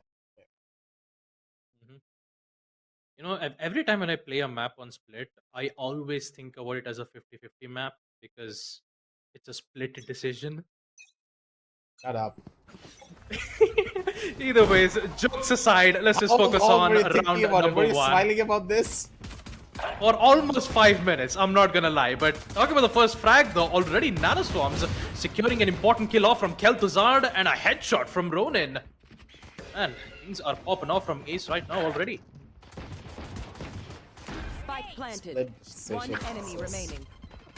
It's like there's no split decisions coming in from Team Ace. They just wanted to W key their way in towards the Ace side. Careful. Zero. With the last kill, Hellboy's position's already known. Mac the King should have his stun back in a couple of seconds. As soon as Hellboy makes any form of noise, one long aftershock is gonna send him back into oblivion. The stun line's there, but it's not even necessary. A 0. Shot connects for him. A 0-1 comes through. It's Resonance. They did get caught off guard. And that's the thing, really. The team, they do get caught off guard quite often, but retaliation is where their team's real strength. First round, once again, Team Ace will secure that pistol round. And taking a look at their agent composition, once again, it's there. It's the same. You have the, I mean, this time you have the initiator breach, which is very powerful on-site executes, and the flashes will be even more difficult for Team Resonance to deal with. First frag, second immediate shutdown from Hellboy, and once again it is chaos in the B side. Finally, Ace have control on the side. Post round Spike will be planted. given, and unfortunate for Team Resonance, they don't have good enough weaponries to secure this post plant. It's gonna be tough, but Residents kind of already did their job being on the defensive end. Maybe if Kel'Thuzan gets one kill with the Sheriff in hand, that could make it for them. But doesn't really have the angle to try and take a fight like this. Leonin opting for his own early little bit of a duel, but they're not really giving him an angle with this classic 0-2 as Team Ace. They did lose out on 2 of their members, so a little bit of damage being done, but nothing to really write home about. Team Resonance, their buys are given an opportunity to maybe switch up their strategy, going in for a bit more of an aggressive take and possibly establishing early control will be better because of how explosive a lot of these fights have been. I mean, at this point, the main focus has to be on countering Raze, because the satchel charge just helps you in reaching out important lines of sights very quickly. Again, mid control attempts will be made from Team Ace. Flashes will force them to fall back a little bit. Thought about the heavy weaponries that Team Resonance have. So good crossfire positionings all the way towards mid. That will take care of mid control. But now they just need to focus on the B side. Heavy aggressive pushes being made. With the help of Breach's flash, they were about to think of executing the side, but I think they're just going to wait it out for now. Nice shot! Wow. That's the Sheriff Spike for you down, versus B. the Phantom. One There's enemy always going to be able to win, and Hellboy! Once on the Killjoy, now on the Reyna. Just working his way in towards the side. 0 though. It's a danger that you need to worry about. The Cypher's already in towards the back. He's coming in for a little bit of a flank. 0. Not going to be expecting this. Already spotted a little bit of a swing. He's not going to be able to get the kill. The gun in hand. The last player's already spotted. Killed the Cypher. No! He's whipping his shots. But he's going to be able to recover. 1-2. Was a tiny bit scary. If the trend just did lose out on one more player, this would have been horrible for them economically. Residents were able to come on back. 1-2. The good setup is now in motion, but their trap plays need to be a lot more creative from now.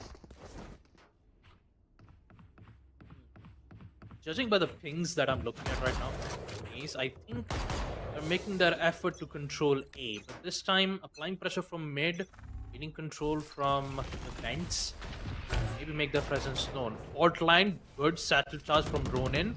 And that's the thing about Raze, right? The satchel charge just gives you an instant access to the important sites where you're supposed to be in, and that provides a lot of chaos towards the defensive side. Trailblazer for information will be given. And now they're just playing mind games at this point. Blocking sight.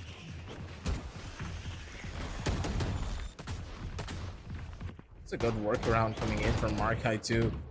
With a fast push coming in with Hellboy. Not really expecting much here. A good flash, but Leon is not going to be able to capitalize. Lucio! You can whip out on shots like this. He doesn't have enough bullets for the second. But Zephy, his aim, proper and immaculate. He's expecting the fight, but Dr. Evil just has the better trigger. Kel'Thuzan in towards the side here. He should be able to work his way around towards the front. He's not going to be able to find the kill though. The peak was not proper. He was hesitating. Kel'Thuzan dying out 1-3 as the members of Team A starting off the map was split, similar to what they did on Ascent. But they cannot count their chickens before they hatch. Confidence is key, but you need to know that you're going up against Team Resonance and your tournament life is on the line here. If you lose this map because you were a bit too overconfident, it could spell doom for your entire team. Possible double buys coming in though from Zephy. I'm pretty sure he wants to play a shotgun in the following round. That's why he was going in for a hero buy. This is a risky buy though. Double Vandals with light, it's very risky. And look at that quick entry from Ace. already have control, so almost half of the utilities are still present for Resonance to proceed with The post smoke, he plant. gets a kill. Man, that one important one. It's an initiator. Magdakin goes down. Still need to focus on the rest of the 4 players. You still need to worry about from the shadows. Still got to worry about the Jet's explosive knife shots. Okay, that was a headshot. How did that ended up being a wall bang? Marcel is still alive and kicking, which makes Resonance Esports' post plant even much more problematic. My god, Kel'Thuzad, your shots are so supreme. Markai is still present. He is still popping off with the shots. Settle charges not working out. Zephy with the back. No! Player standing. Zephy! One enemy remaining. He'll miss the shot. It's all up to Lionel. Can he secure it? Running a lot of time. Zero is just dodging in and he finally gets the shot. Imagine if. Poor old Zephy, the adrenaline was kicking there. I mean, he Should have had made the that right one idea. happen. Yeah, he had the right idea. It's just that when here's the thing. In my defense, like when he started to peek 3 times in a row and he finally got that kill, once he started to use the showstopper, he did the same exact thing again, which ended up accidentally hitting the wall. That's what I think. He could have just waited muscle behind memory. the wall, It's used the muscle memory. showstopper, and then popped out. Or the thing is, the showstopper has a very long windup. So what he was trying to do is airstrafe his way out and then come back in immediately as he was shooting the rocket. But because of the pullout time being that long, Zephy was not able to do that. Couldn't time it right. Yeah. It's really unfortunate. But that would have been huge though if it did connect. Though. Like both of them were at the same position. And That's that a one guaranteed double showstopper, kill. yeah, it was a guaranteed double kill. But like usually, it's muscle memory. You can't just, it's very tough to control it. But being the young gun, Zephy has done a lot of work. He does a lot of great work, especially on defense. It's just unfortunate to see these circumstances happen. They forget their place. Tough call overall. Seems as though another fast rush could be in its works. It towards the A side as Ronin tries to use the ultimate. He's gonna be able to find 1 kill at the bare minimum, but it was dying wish. That stage, Zephy spots out 1 straight through the smoke. The Cypher utility working wonders. Good chunk of information gained from Zephy as well, but Markai with the Blade Storm. It's a menace to society as per usual. Soldier locked down to give them more space. This will burn a good chunk of time. No real utility either to try and force them out of these power positions. Zephy does not have much to give here. The shots need to connect coming in from the Omen, but Lucia misses out on too much here. But Zephy, the young gun of the team, is already in towards the side and they need to break through screens to try and go in. Leonen comes in from the front Waiting for it. lines, but the fuse is already done. Zero doesn't get the proper timing for it. He dies out. Wait until I Before blind scoreline comes in. Residents, they get this round at a hairline distance. It was a bit too close for comfort. Definitely did avenge the previous round, that's for sure, Aggie. 3 rounds back to back, 1 through the smoke, 2nd with the kill, immediate control on the site, and a defuse. Man, that is what I like to call a flawless recovery. All Resonance Esports needs to do is to contain this aggressive peaks that Ace has been doing for the past 5 rounds. And they denied. Weapons been shown. Markai still alive, not for long. Here comes Zephy all the way towards mid, gets away to safely, uses the paint bomb, dashes away to safety.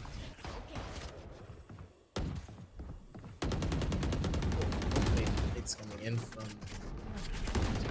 Resonance. It's back to the king. Swings out. He's gonna be able to find 2. A beautiful paranoia coming in too from the members of Team Ace. Well played round, but Kel'Thuzad. Down A. Disgusting one tap. I got the spike. The man's a criminal. Sealing away the hope of victory. Last player And standing. now he could just be the one to make the difference. 3 bullets in hand with the Cypher's hat now getting tipped off. Kel'Thuzad has all the information that he needs to try and go in for a play here. A weapon upgrade for him, and a possible rotation over towards the opposite side of the map. No ultimate to play with either, as Zero He's down to 1 HP. One stray bullet 30 anywhere seconds on his left. body is going to guarantee a kill, Baba. But the plan will not be a probability for him. Beltazar has the angle. And to add insult to injury, not even going for a body shot. Shuts them down with a head instead. 3 to 4. Team Resonance be able to come on back. Ooh, Zephyr. What a response though from Zephy. Like making a very bold decision, and Kel'Thuzad, my god, that was a nasty shot from the Guardian. He just used a Guardian as an op shot. So accurate. Rolling Thunder's been unlocked for Mac the King. So Resonance gotta be a little bit afraid of that. What's more important is that the Empress hasn't been used yet from Hellboy. Okay. Vicious dash.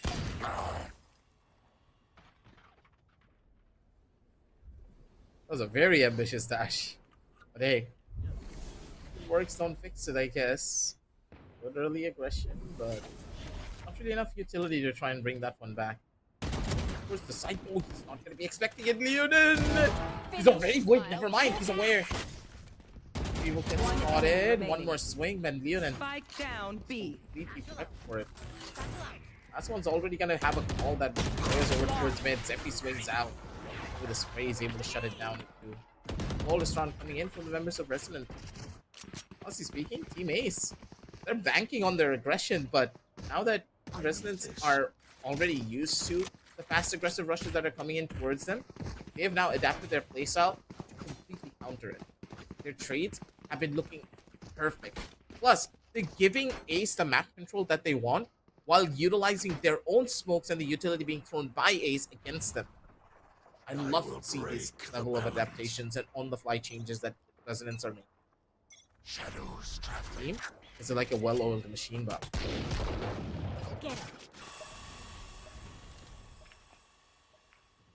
This time they're just gonna take it slow. No more ambitious dashes from Masai, but instead it'll just be a slow, methodical, informative game being played by Team Ace. Resonance still have the Seekers and the Showstoppers, so once they make their presence known, I believe with the presence being known from the with the help of the guiding light, might be able to use their utilities now. They're just waiting for it. I mean, it's surprising Rolling to see three of the Thunder. players from Resonance are Caution playing here. from mid. There. Rolling Thunder, I believe, weapon ready. There you go. Here comes the Rolling Thunder. So is the Seekers for the counters. This is just really good utility counters being used by Resonance. A lot of utilities being tossed around. Asai still alive. They just need to plant the spike. There you go. They have post plant in 40 seconds. Now, can Resonance get this?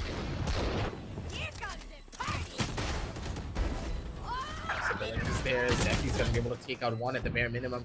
Last two's already been spotted. They know exactly where the attackers are to try and play into this. Mac the King doesn't have a flash, needs to worry about the player over towards the top. Oh, perfect angles! And Hellboy doesn't even need the help. He gets a double with the gun from Wish.com. 5-4. Team Resonance, they're still holding down the line.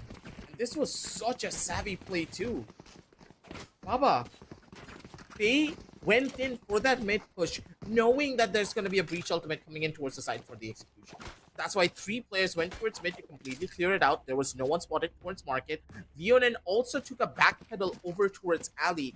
For that very reason, he did not want to get caught by the breach ultimate, and that allowed his teammates to go in for a full rotation with ample amounts of time to catch the opponents off guard before they even get the spike. And let's not forget about the Seekers, though. Like, Yeah, the Seekers was Seeker also was a utilized to really slow good them down. Yeah, a good counter for the Rolling Thunder. It's really well done.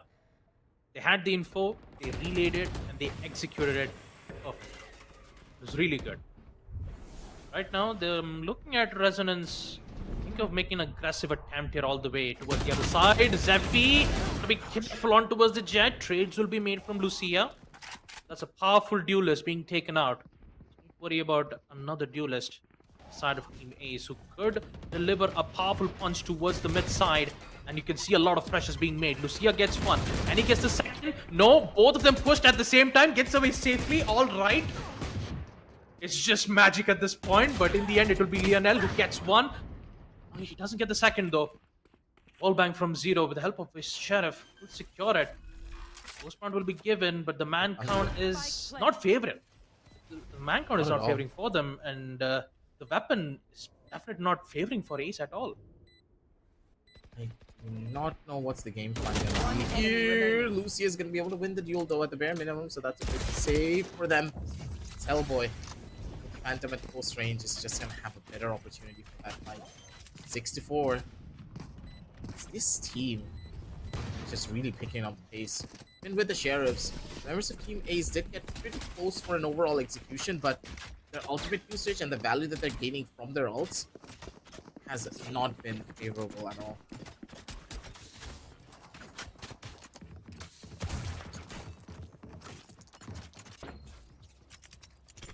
This goes here, that goes there. The overall gameplay just left so much to be desired for them. Team Ace, their early fights and their early aggressive plays are fine, in my opinion. But I think they're rushing their executions a little bit too much. Macticane hasn't even been given an opportunity to offer give a good setup, and they're not basing a lot of their utility on information. They're hoping that something's gonna hit, and this time around it does, but Hellboy not gonna be afraid because he is on that Reyna. Takes the deal, immediately dismisses out. Spike planted. Waiting for a full-scale retake here, 4v4. There. No real utility in the hands of the defenders to even break in towards the site just yet. They need to rely on their raw mechanical skill to do this.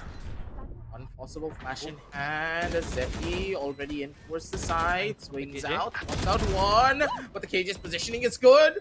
It's gonna be perfect. No one's gonna be expecting it. Dr. Evil even towards the back. No, Zero. No, you can't win these shots. Remaining. They have the time and he's holding it down. Killed Tuzan in the perfect spot. Yeah, no one's gonna be ready for it. And good God, mate. Last round. Zero. Before the switch. He cracked under the pressure. Such a good timing, though. Dr. Evil was in position. The flank was a risky one, but it was really good. He had all the rest of the players from Resident Esports. Like, he had the surprise element. But yeah, fortunately, it's just really unfortunate it had to go down like that. Once again, we'll see Team Ace make their presence known from the A side. Lots of traps being denied. Here comes a showstopper from Ronin. Once again, this time securing and still being alive, both at the same time.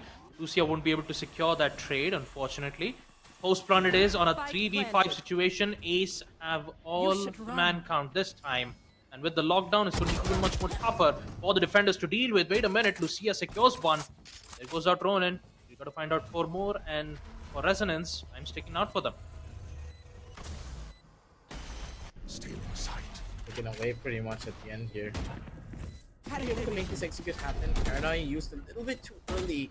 Hellboy wasn't ready to go in towards the side just yet. Utility being invested a little bit too far. They need to find the angle for this fight, but Zero's not going to give this one away anytime soon. Lucia's position's already known, but all of the players might just die to the spike. Nope, it's not going to happen. 7-5 instead. Team Residents, Switching they sides. had a big disconnect for this overall execution. I do not know why Lucia threw out the Paranoia that early, because Hellboy, he didn't even want to go into the site just yet.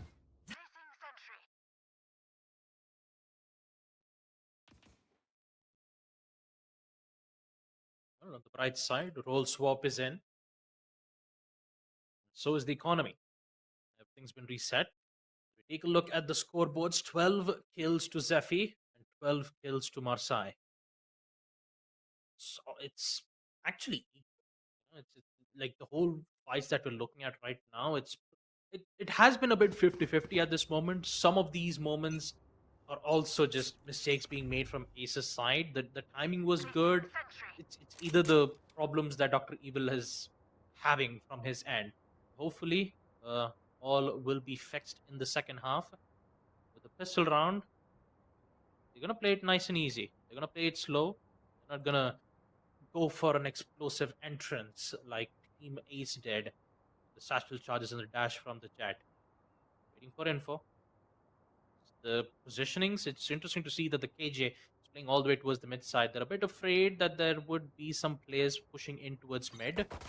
I believe Ronin would be able to get a kill or two. No, the rest of the players just gets away scot-free, and Kel'Thuzad might not deal major damage because both of the duelists are taking things under control. Some good damage being dealt around. Resonance are just left with 2 players, and Ace, they have all the time that they need to make sure that the attackers wouldn't plant the spike.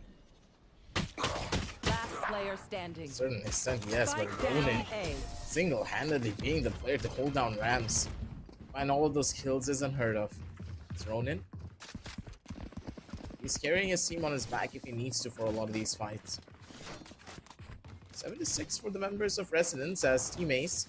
Their pistol rounds have been quite a treat to watch.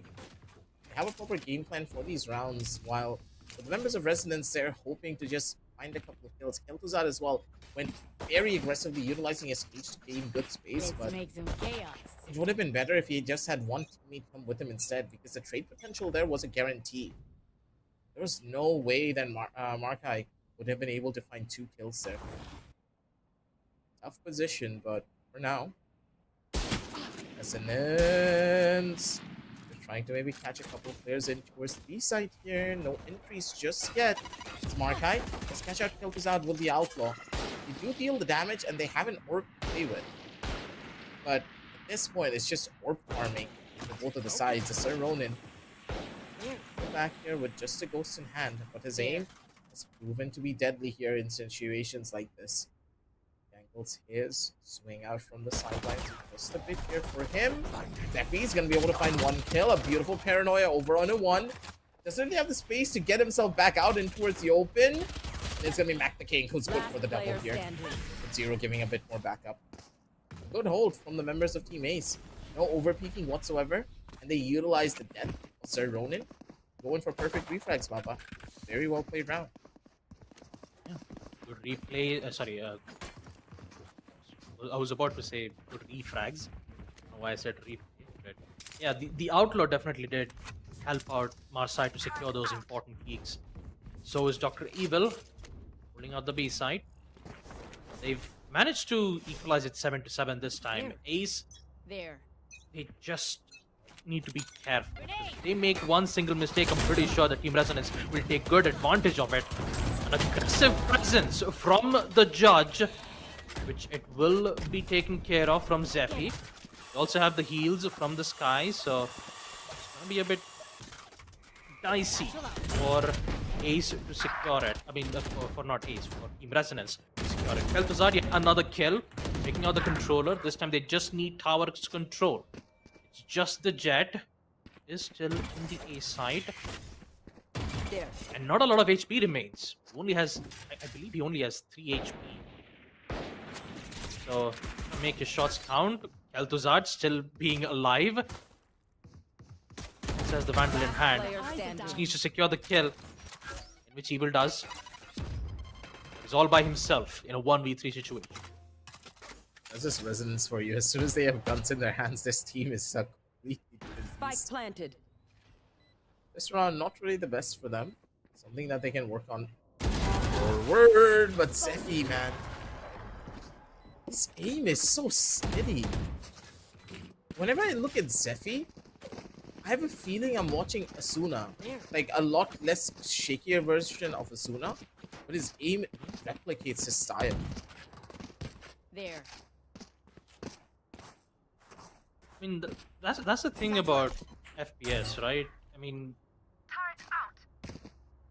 who knows? Like, I'm pretty sure if you look at Zephy's playstyle, he has the talents. He has what it takes to be in the competitive scene. But and I'm pretty sure that once he starts getting these good amount of experience in these tournaments, we might be able to see a lot of improvements coming in from from Zephy's end. Knowing that he also have a really great supporter like Kel'Thuzad helping him. Now let's just focus on it. Ronin with the Guardian. Will be able to secure this. Flashes will be made. Second shot will be dealt, but not a lot. Already moved all the way towards the heavens. A lot of presence being shown around towards the A side, and Kel'Thuzad is the only one who's lurking around. Denied from Mac King. Healed my card. Second from Ronin. Can he get the One third? enemy Yes. remaining. Good headshots being dealt around from Ace. And looks like the defenders are taking things under control. Once again, second half is entirely their domain.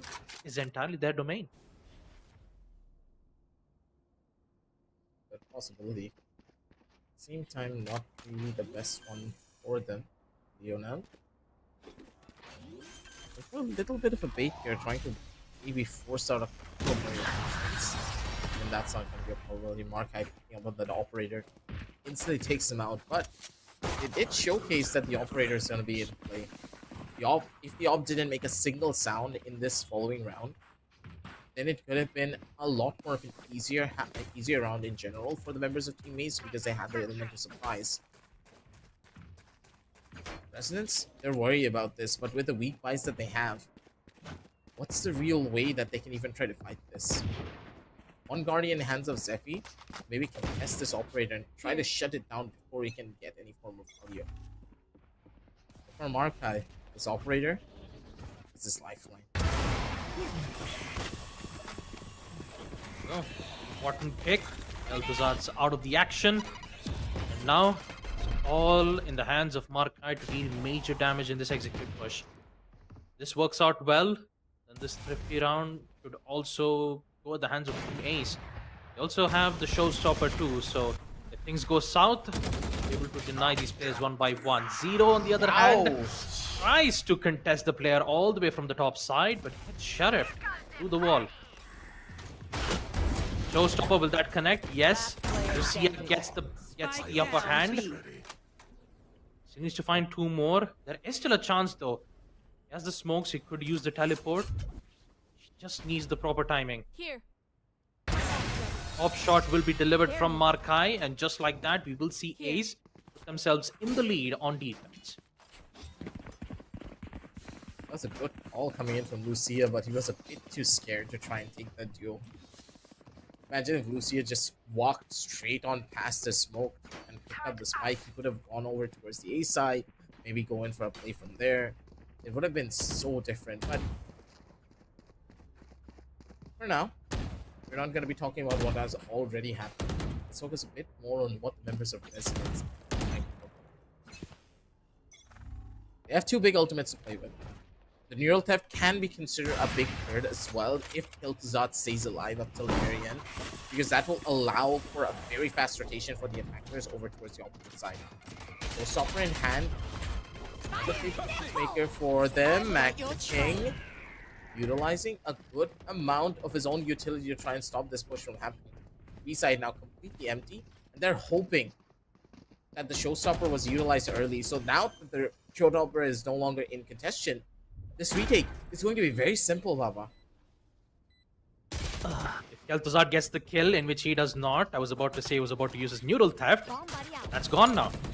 So they won't get the information on the rest of the 5 players. They already have the man advantage in post plant. It's going to be a tough one for Team Resonance to be defending the B side. Just needs to waste time. They need to remove Marsai, in which Zephy does. That's one. He needs to figure out the second, in which Lionel does. Still has the power position, but it's Sir Ronin who's been dealing major damage once again. Traded out from the Reyna. Amidst all of that chaos being made around, you could see that Team Resonance are still not backing down. And what a tremendous display of defense in post plant from the side of Team Resonance. That was a close to perfect one, though. One player over towards the side of pillar, one player was holding from the back, from the end of backside, and then there was Lucia, of course, who was the anchor for the team, playing through for main, holding down the flank. It was perfect all around. Plus, Zephy did a phenomenal job. He wasted a lot of the utility that was being, a lot of the utility that was being thrown to stop any player from pushing out from alley. These are the type of smart plays that you would expect from a team. Has scrimmed it out proper. For now. Resonance. Not even the best of spots, I would say, to try and take this fight. They'll be ambitious to say the very least. Doctor Evil. Tower down. he gets spotted here early enough, it could be a problem, but the stun saves Kiltuzad there. Dr. Evil. Look from Ace. Good, and Markai is gonna be able to get the catch. Good find coming out from Markai. The lurk working wonders for him. Kiltuzad also in the most horrible situation that she could be in. These ramp plays have not been working out for him whatsoever. Now Zeppi is trying to be a little bit of a danger of his own. Timing, he spots out the one, zeros over towards the back, the shots don't connect, Leonin, he finds everything, but they're not able to do much. Full 5-man retake that works out wonders for them. One good stun and what good flank is all that the members of Team Ace needed for this win.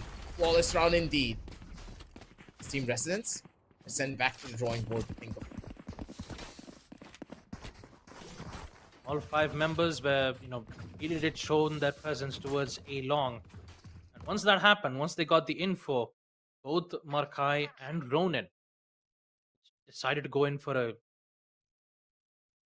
look all the way towards Sewers. Eventually getting an important 2 picks, right? Especially from the Blade Storm from our side. 20 kills for him. This is a really good play coming in from Team Ace. Forcing Team Resonance on a pistol round, I believe. Only Sheriff's in hand, which is very powerful in close range, but have to be in close range to secure those kills to begin with. Once again, they're using the same strategy as they did in the previous round. They have 2 duelists controlling towards med. They have all the info that they have.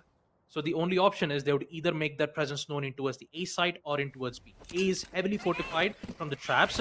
All they have to do is just remove it. Satchel charges will be used. Zeppi is already inside, and so is from the shadows, providing them a little bit of distractions. All should be done none the wiser. Plant will be made, so is the post plant. Ace, interestingly enough, none of the players have been removed just yet. So post plant, it's still 5-5. Ace have all the utilities that they need. How will they recover this? That's the biggest question. Good one here from Lucia. Singer, he's gonna be able to upgrade himself in towards a better spot. 3 players over towards the front line. Zeppi's gonna be able to dodge out the rolling thunder. The spam's perfect, but they look away in the worst possible time. They were not expecting the second player. Now it's all up to Hellboy. Being caught out by multiple players, he gets stunned in as well. He has nowhere to run and absolutely nowhere to hide. The members of Team Ace are in the driver's seat for the map of split 9-11. And history is not going to be the same for them. Now that Mac the King is back and on his reach, the setups that he's giving with his own utility, it's just perfect in every regard. Oh, this is a nice spot. Yes, this will do. 2 important picks from Zero. Pillars was the biggest main problems, right? And by taking that out, it was easier for Team Ace to secure that post plant. A job well done for them. This time you might see a little bit of contentions towards mid. Both the duelists will be in for a huge fight. Pistols in hand, Lionel does its job. Lionel does the job. A headshot to take out one of the duelists. Raze being, being eliminated this round. I think Ace will have to figure out a way to find a different method to deny the push. Right there. Before the storm. I know exactly where you are. Like the King. Perfect angle for this fight. With the neural theft now giving away his position, the attackers, they have ample amounts of input and maybe go for a proper positional play. Good side, they want to fight in with Mac the King with a fadeaway. Poor old Kiltazad's just not been having a good time here on this map. Constantly being shut down in his over-aggressive plays. It's not really working out. Is Mac the King whipping out on a key shot, and Zeppi's gonna be able to find the double. Criminal from the smoke is Zeppi! A one-man army! What is this kid eating? What is this one feeding him?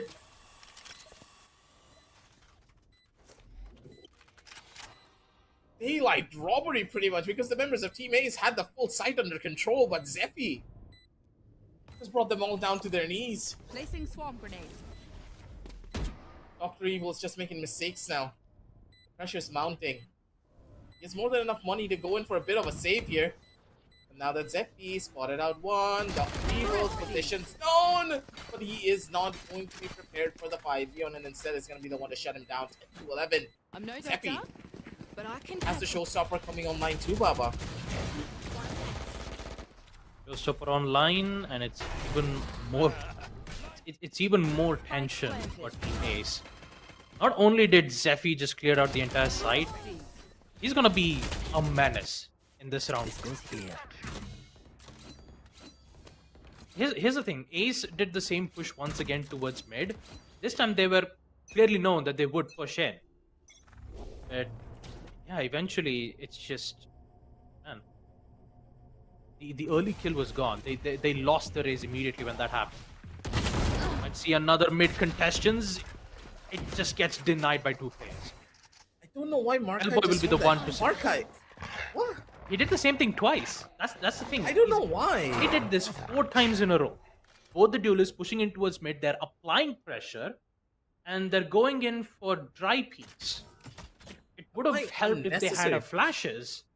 Yeah, like it would have helped if they had flashes, but going in dry like that, it's not a good idea. Shit, a lot of the gameplay One plans enemy being remaining. now given by the members of Team Ace, and good God, is it just a repeat of what happened in game number 1? It's the exact same scoreline, mind you, Baba. It was 9-11. No puns intended. And now it's 11-11. This is a good pause being taken by Dr. Evil. He knows that this game is going out of hand. And if they lose here, they are done for. Tournament life on the line, with Resonance still having the showstopper under their belt. Baba, I'm scared. I mean, I'm pretty sure the side of Team Ace is also scared, Aggie. Because, like I said, they made so many mistakes, right? Back on map Ascent, they made the mistake of not going in for a dual peek in the A site, and then second, you get to see Team Ace going in for the same strat 4 times in a row, with both of the duelists making their presence known, right? At first, it was Raze who got caught out, and now the second, it was the Jet. And it was completely a dry. I know he was trying to get a kill and then just dash back to safety, but they've been doing this 4 times in a row in the second half. And once Resonance realized that, wait a minute, if no one's playing very close on A or B side, then that means there's a lot of presence being shown in towards mid. So they started capitalizing on it. They have to, like, if one thing works out, I think it's better to just keep changing and predict exactly what kind of pushes that these guys are going to make according to their economy. That's what I think. And hopefully with this reset, I'm hoping that Ace would recover those mistakes and come back even much more stronger in this pistol round. Yo, Kel'Thuzad! Or He needs not, to stop. or not. He needs to stop. Or He needs not. to stop. The Lich King just decides no. But dude, you saw how dangerous that fight was. If Kel'Thuzad got headshotted, that would have been a huge pickoff. But because it worked out, yeah, they're gonna be able to make it to the opposite side of the map. 12-11, I think, is pretty much guaranteed here. No real ultimates being utilized other than the Seekers. And Zeppi, if he is able to hold on to this showstopper and not use it, it'll be a perfect way of closing out the game. But it all depends on how the smaller of fights is going to play out. But Trailblazer now being given the satchel, get into a little bit of a better swat. The flashes are perfect.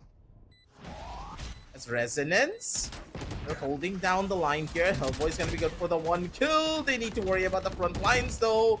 One in towards the side of Heaven. Serves Ronin positions already revealed. Player standing. As Mac the King, last one alive. He does take down Zeppi, and that's completely fine because you don't want that showstopper to go to waste.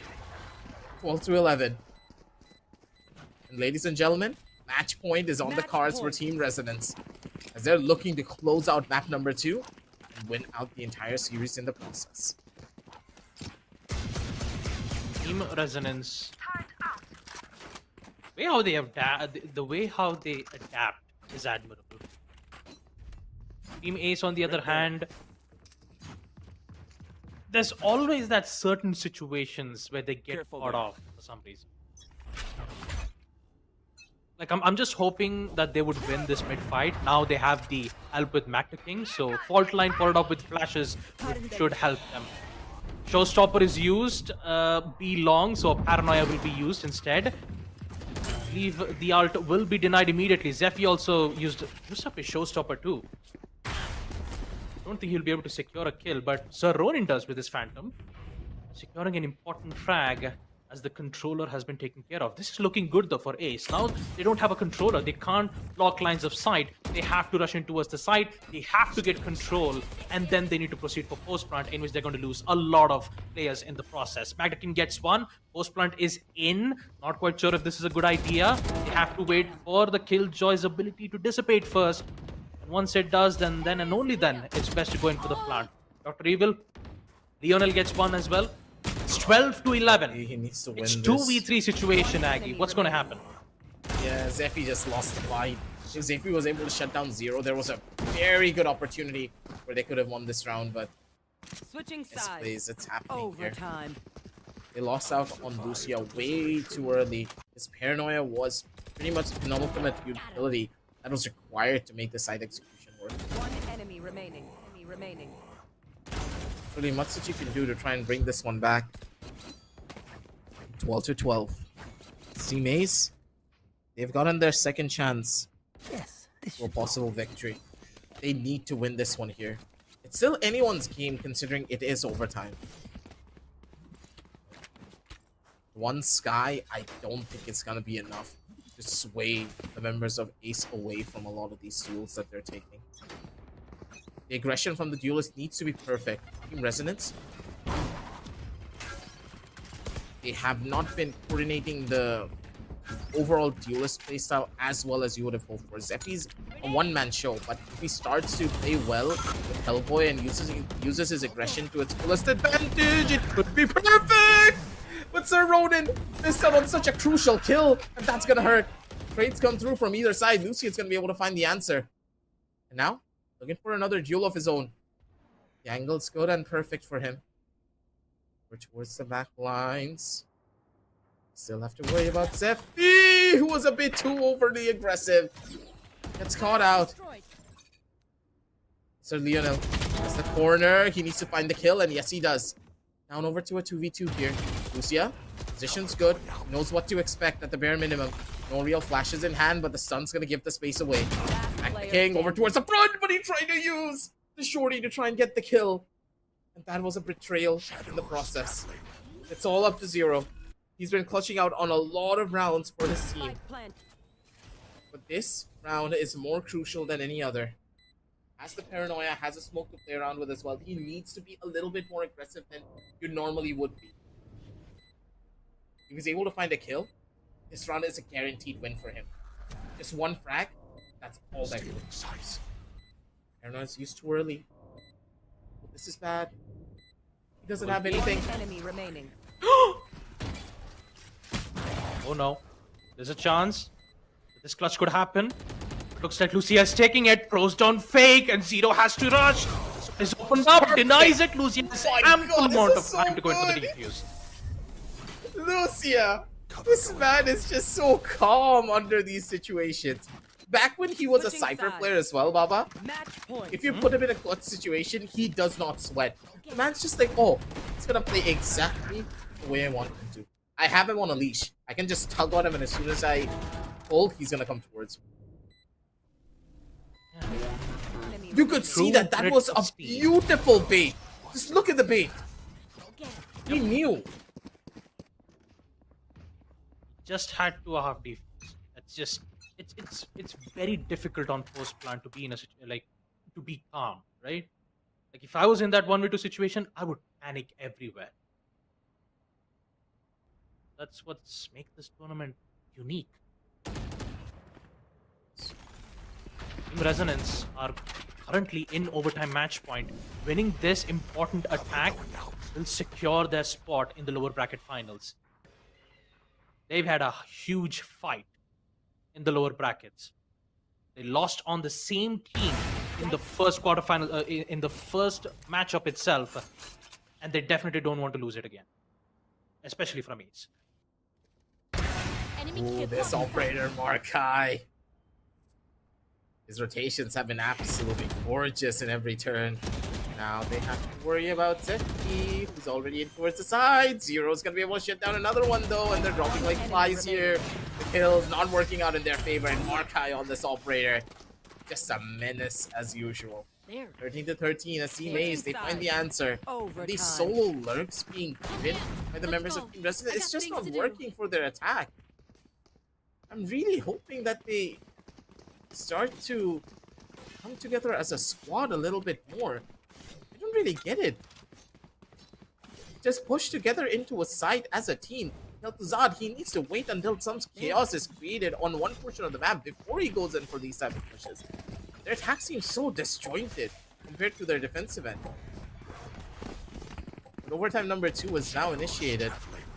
Lucia would be the one to take the early duel. Spots out one. He's not going to be able to get the kill, but Hellboy does find the trade here regardless. The Ronin low on the department of HP, but Hellboy's going to be able to get out much free. A little bit more pressure, but Leonan's out in towards the open. He didn't need to take that fight. Overheats, causing them to fall apart here. Team Ace. The postman's not looking that favorable just yet, but it all depends on Kel'Thuzad being able to find the first kill. He has the answer, and that opens up the site for all of the other players. One enemy remaining. EV2 is Kel'Thuzad who's been dealing major damage, and now Zephy with the finale. No, denies. It's a 1v1. Oh no, Hellboy gets it finally. Oh, recovery's been dealt. That was a bit too close. So close for disaster. So close. That would have been a 1v3 clutch from Mac the King. That was a good chance. He didn't swing in towards the angle. He walked it. Switching sides. If it was a swing, Hellboy would not have been able to hit that.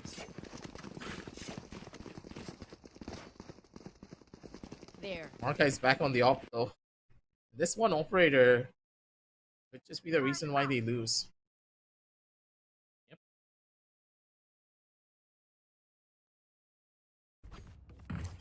Just need to get info though on Jets' whereabouts. It's gonna be tough, but I think Resonance are gonna go in for a fully fledged execute towards A. Full on rush. As I said. Nice. Oh, you saw him!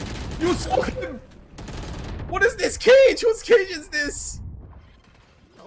Oh, this is looking a little bit dicey here for the side of Team Ace. Execute is not well as it expected to be from Team Resonance, but eventually they will still at least secure it to post plant. Paranoia forces Kel'Thuzad all the way towards the backside. They have ample amount of information. They just need to waste time. The main problem has to be the off Ronin. Will he secure? No, it's Hellboy. Secures the first. Now, gets the second. No, Marseille. Very precise with the off shot. He gets the second. It's up to Lucia. Kel'Thuzad gets the final. And just like that, folks, Team Resonance will be the victors on the lower bracket finals. They will proceed into the next phase. And it's really unfortunate for the side of Team Ace.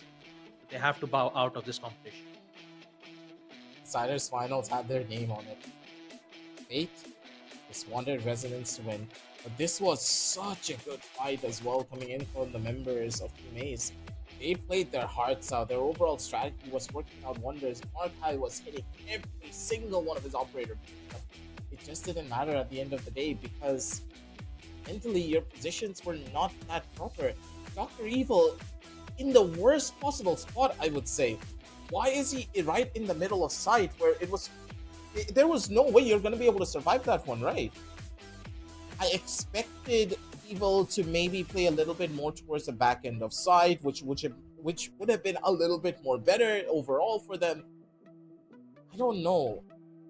Right at the very end, the team's inexperience was really starting to show the players that haven't really played in a lot of tournaments, or at least at the highest level. You could tell that the pressure was getting to them. While on the opposite side, as the game progressed further and further, the team just became better because they have experienced players like Kel'Thuzad, Lucia, who can just train out the discipline and set up Zephy for plays that will allow him to completely take over a server. Zephy had the best game that you could ever hope for as a race because he had this team to create the opportunity. He just needed to ask his team, can I get a setup over to the cave side? I want to go and take the fight.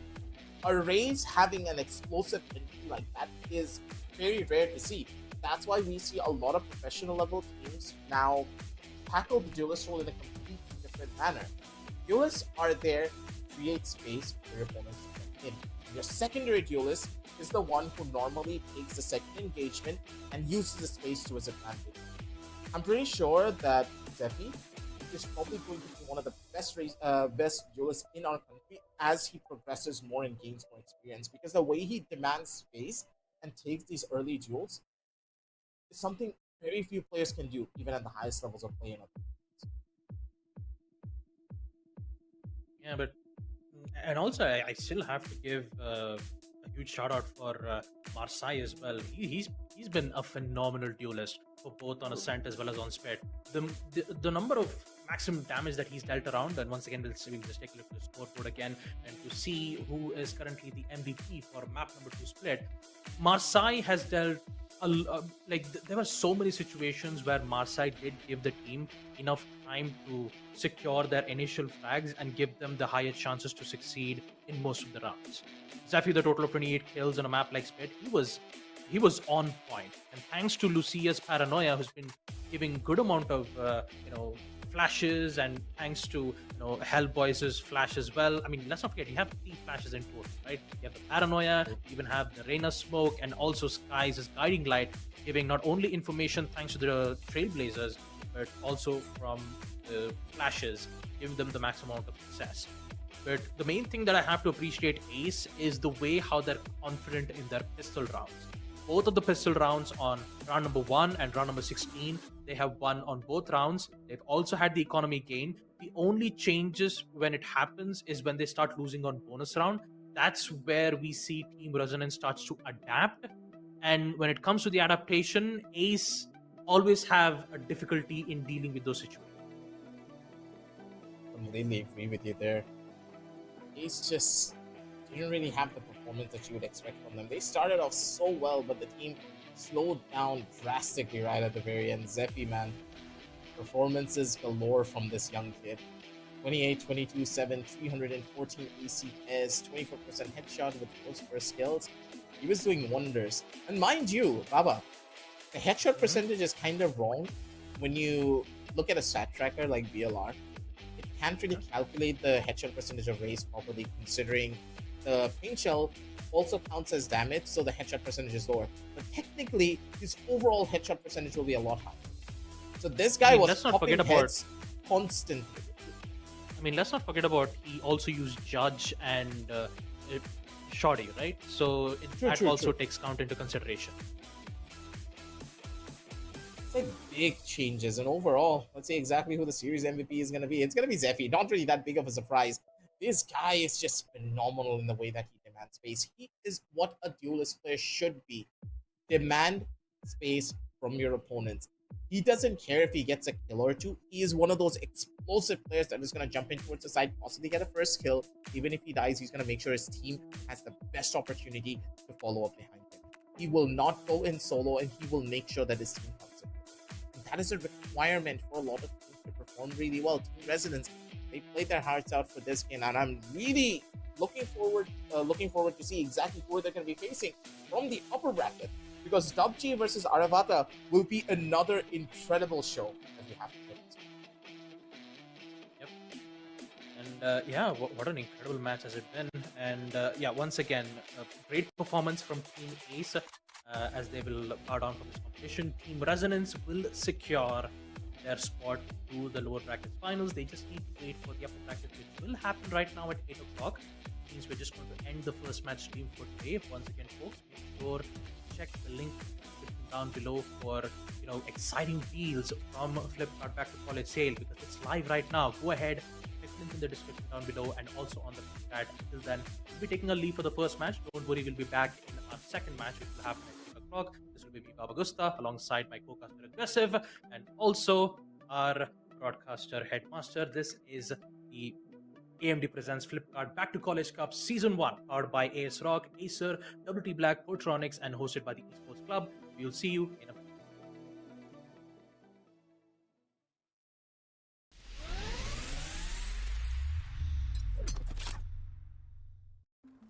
Want a curved screen, high refresh rate gaming, and don't want to compromise? Well, the ASRock Phantom Gaming 27-inch 240Hz curved monitor is here to deliver. In the box, we've got our power cable, HDMI and DisplayPort cables, and a rugged stand. And finally, the ASRock Phantom Gaming monitor with an impressive 27-inch curved 1500R VA display. This makes for quite the immersive experience, especially in competitive games like Valorant, which demand higher refresh rates. Diving into the specs, this monitor goes up to 1080p, sports a blazing fast 240Hz refresh rate for silky smooth gameplay, and HDR10 support for vibrant lifelike colors.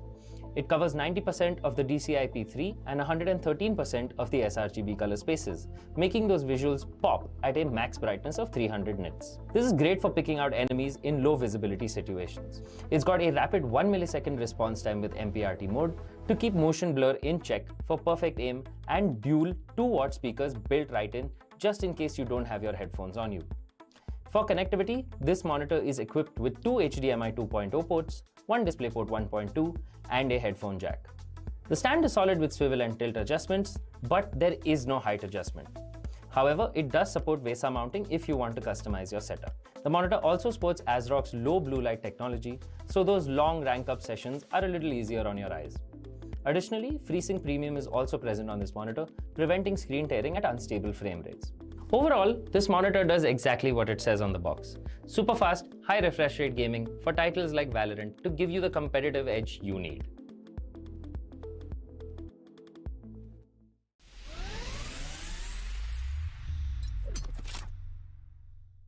Today we've got something special for AMD users. The ASRock B650 Live Mixer motherboard. Packed with features and support for AM5 processors, this motherboard is a statement both visually and specs-wise.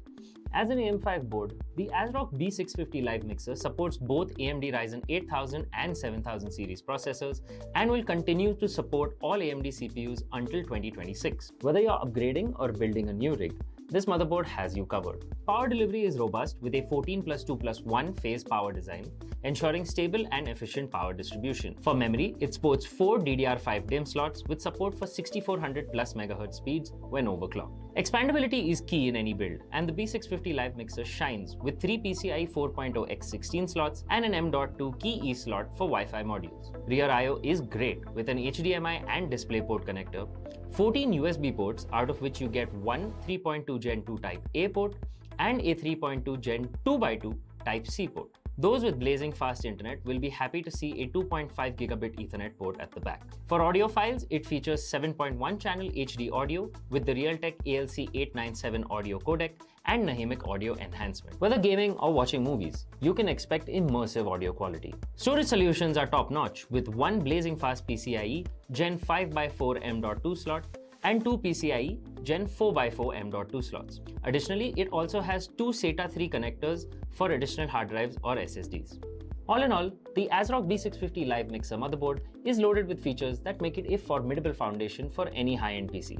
Whether you're a gamer, a content creator, or just looking for a powerful system, this motherboard checks all the boxes.